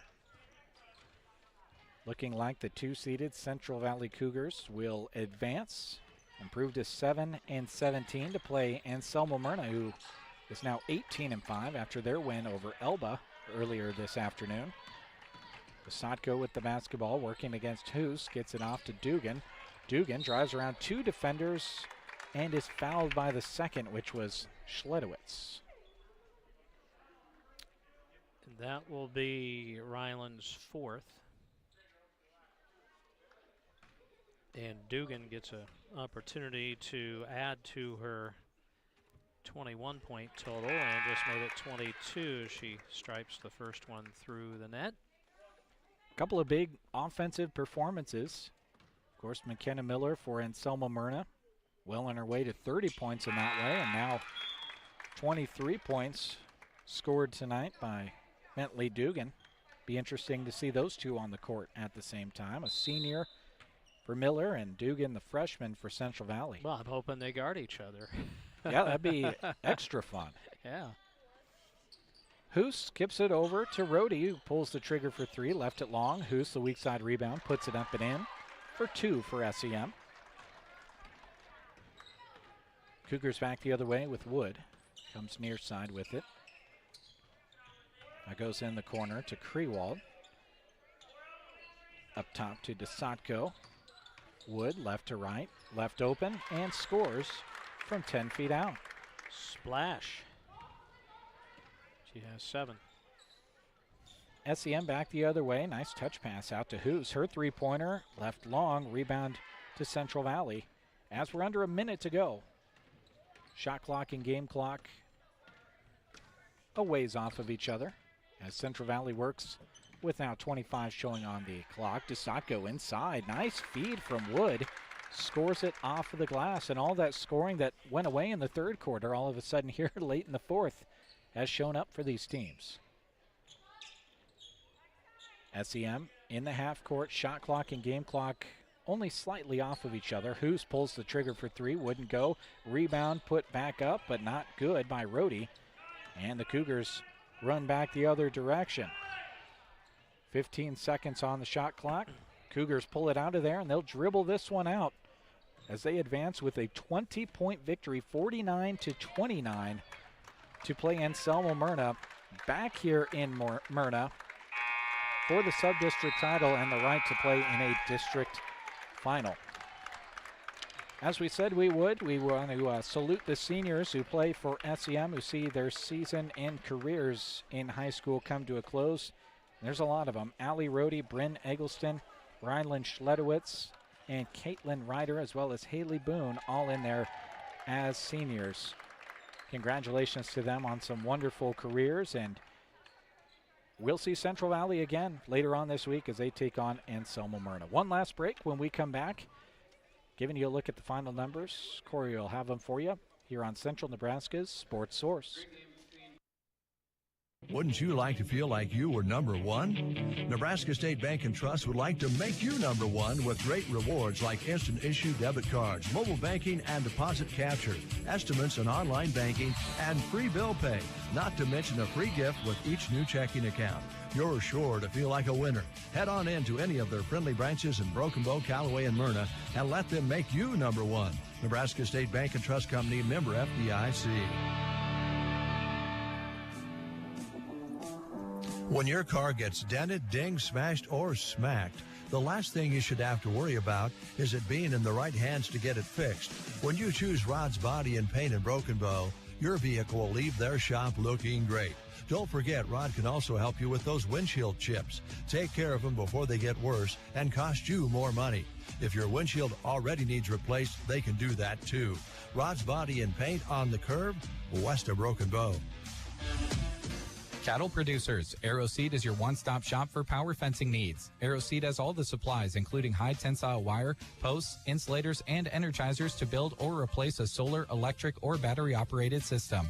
They offer products from Gallagher, the most practical, affordable, and dependable range of animal management systems on the market. Should anything ever go wrong with your Gallagher Energizer, you won't have to send it off somewhere to be repaired. Most often it can be repaired right at AeroSeed. Get your Gallagher power fence and supplies from AeroSeed on North 10th Avenue, Broken Bow. Your husband is pretty handy to have around. He makes the world's best mac and cheese. He's in the Tickle Monster Hall of Fame. And he can teach anyone how to throw strikes. But a busted pipe and a basement full of water? Honey, I think we need a plumber. Is a little out of his league. That's where a homeowner's policy from Shelter Insurance comes in handy. We'll help get your house back in order and your husband back to what he does best. Contact your local Shelter Insurance agents, Brent Custer or Seth Pearson in Broken Bow. Attention, Nebraska farmers. At Custer Federal State Bank, we know that agriculture is more than a job, it's a way of life. That's why we're proud to offer agricultural loans tailored to your needs. Whether you're looking to expand your operations, purchase new equipment, or manage daily expenses, our experienced team is here to help. With competitive rates, personalized service, we're your partners in growth. Visit Custer Federal State Bank today, where your future grows. Custer Federal State Bank, rooted in Nebraska, growing with you. Member FDIC, Equal Housing Lender. The Grocery Cart is proud to bring you this sports broadcast. The case is always full of delicious food you can have right away, or talk to the staff about your upcoming event and they'll make food for you. There's a wide selection of salads, and don't forget Chester's chicken buckets and strips. If the occasion calls for a cake, you can have it decorated how you'd like. Call the GK Deli at 872-2206 or stop by inside the grocery cart in Broken Bow.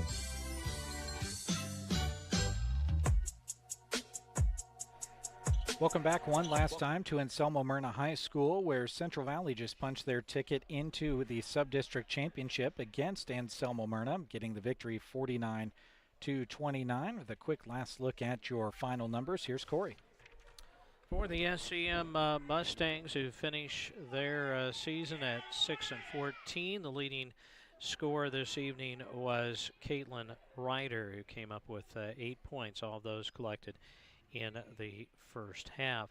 Had Brent Eggleston with 5 before she fouled out midway through the fourth period. 2 for Lily Haraski, 7 for Jacelyn Hoos, 5 for Allie Rohde, and 2 for Rylan Schledowitz.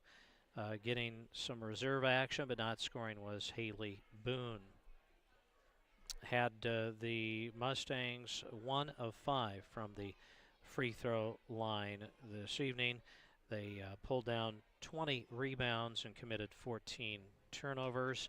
For the Central Valley Cougars, going on at 7-17 to face Anselmo-Merna on Thursday. The star of the game was Bentley Dugan. 5'7" freshman, scored 23 points. Was active throughout and did a lot of good stuff, got to the line, made some free throws, along with hitting a lot of two-pointers this evening. After that, contributions abounded in the form of Lauren DeSatko. The senior hit for 10 points, and 6 of those were in the first, and then 2 more buckets in the fourth quarter. And then Maggie Krewald hit for 9 points and 7 for Annika Wood. And that added up to the Cougars' total of 49 points, getting playing time Kinley Nelson and Teresa Klein. And both of those gals did not score this evening.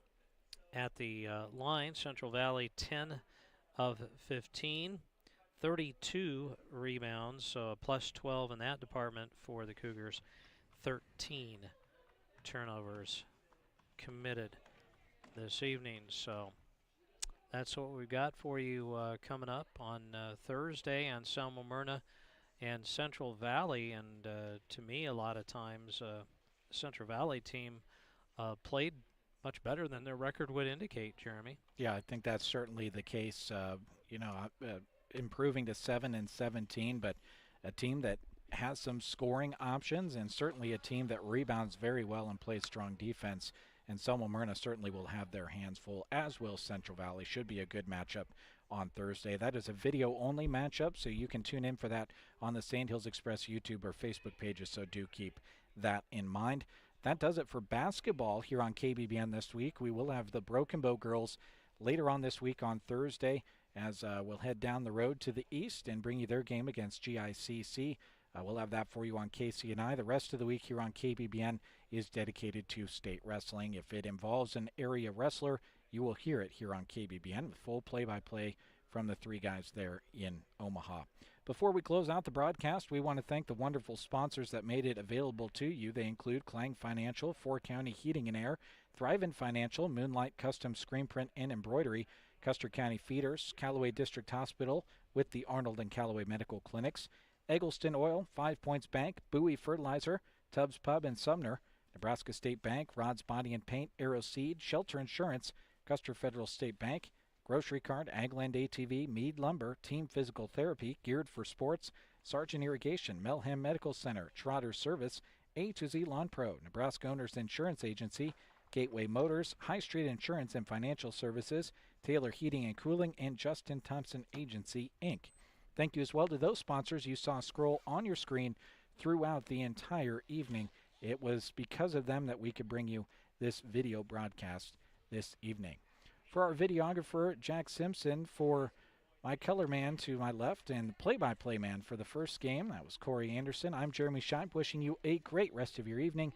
Thanks for tuning in to High School Sports on KBBN Radio. Thank you for listening to our coverage of high school sports. We hope you enjoyed the broadcast. Also, a special word of thanks goes out to our sponsors who make our coverage possible. You too can thank those businesses by allowing them to be a service to you. Join us again next time for our continuing coverage of high school sports. In the meantime, read more on SandhillsExpress.com from Central Nebraska's sports source. Your unique... The 3-2 pitch, swung on, and a little blooper to right field. That's a base hit. Bo's going to win. Coming in to score the winning run is Caden McKean, and Broken Bow wins the Mid-Nebraska League Championship game in walk-off fashion.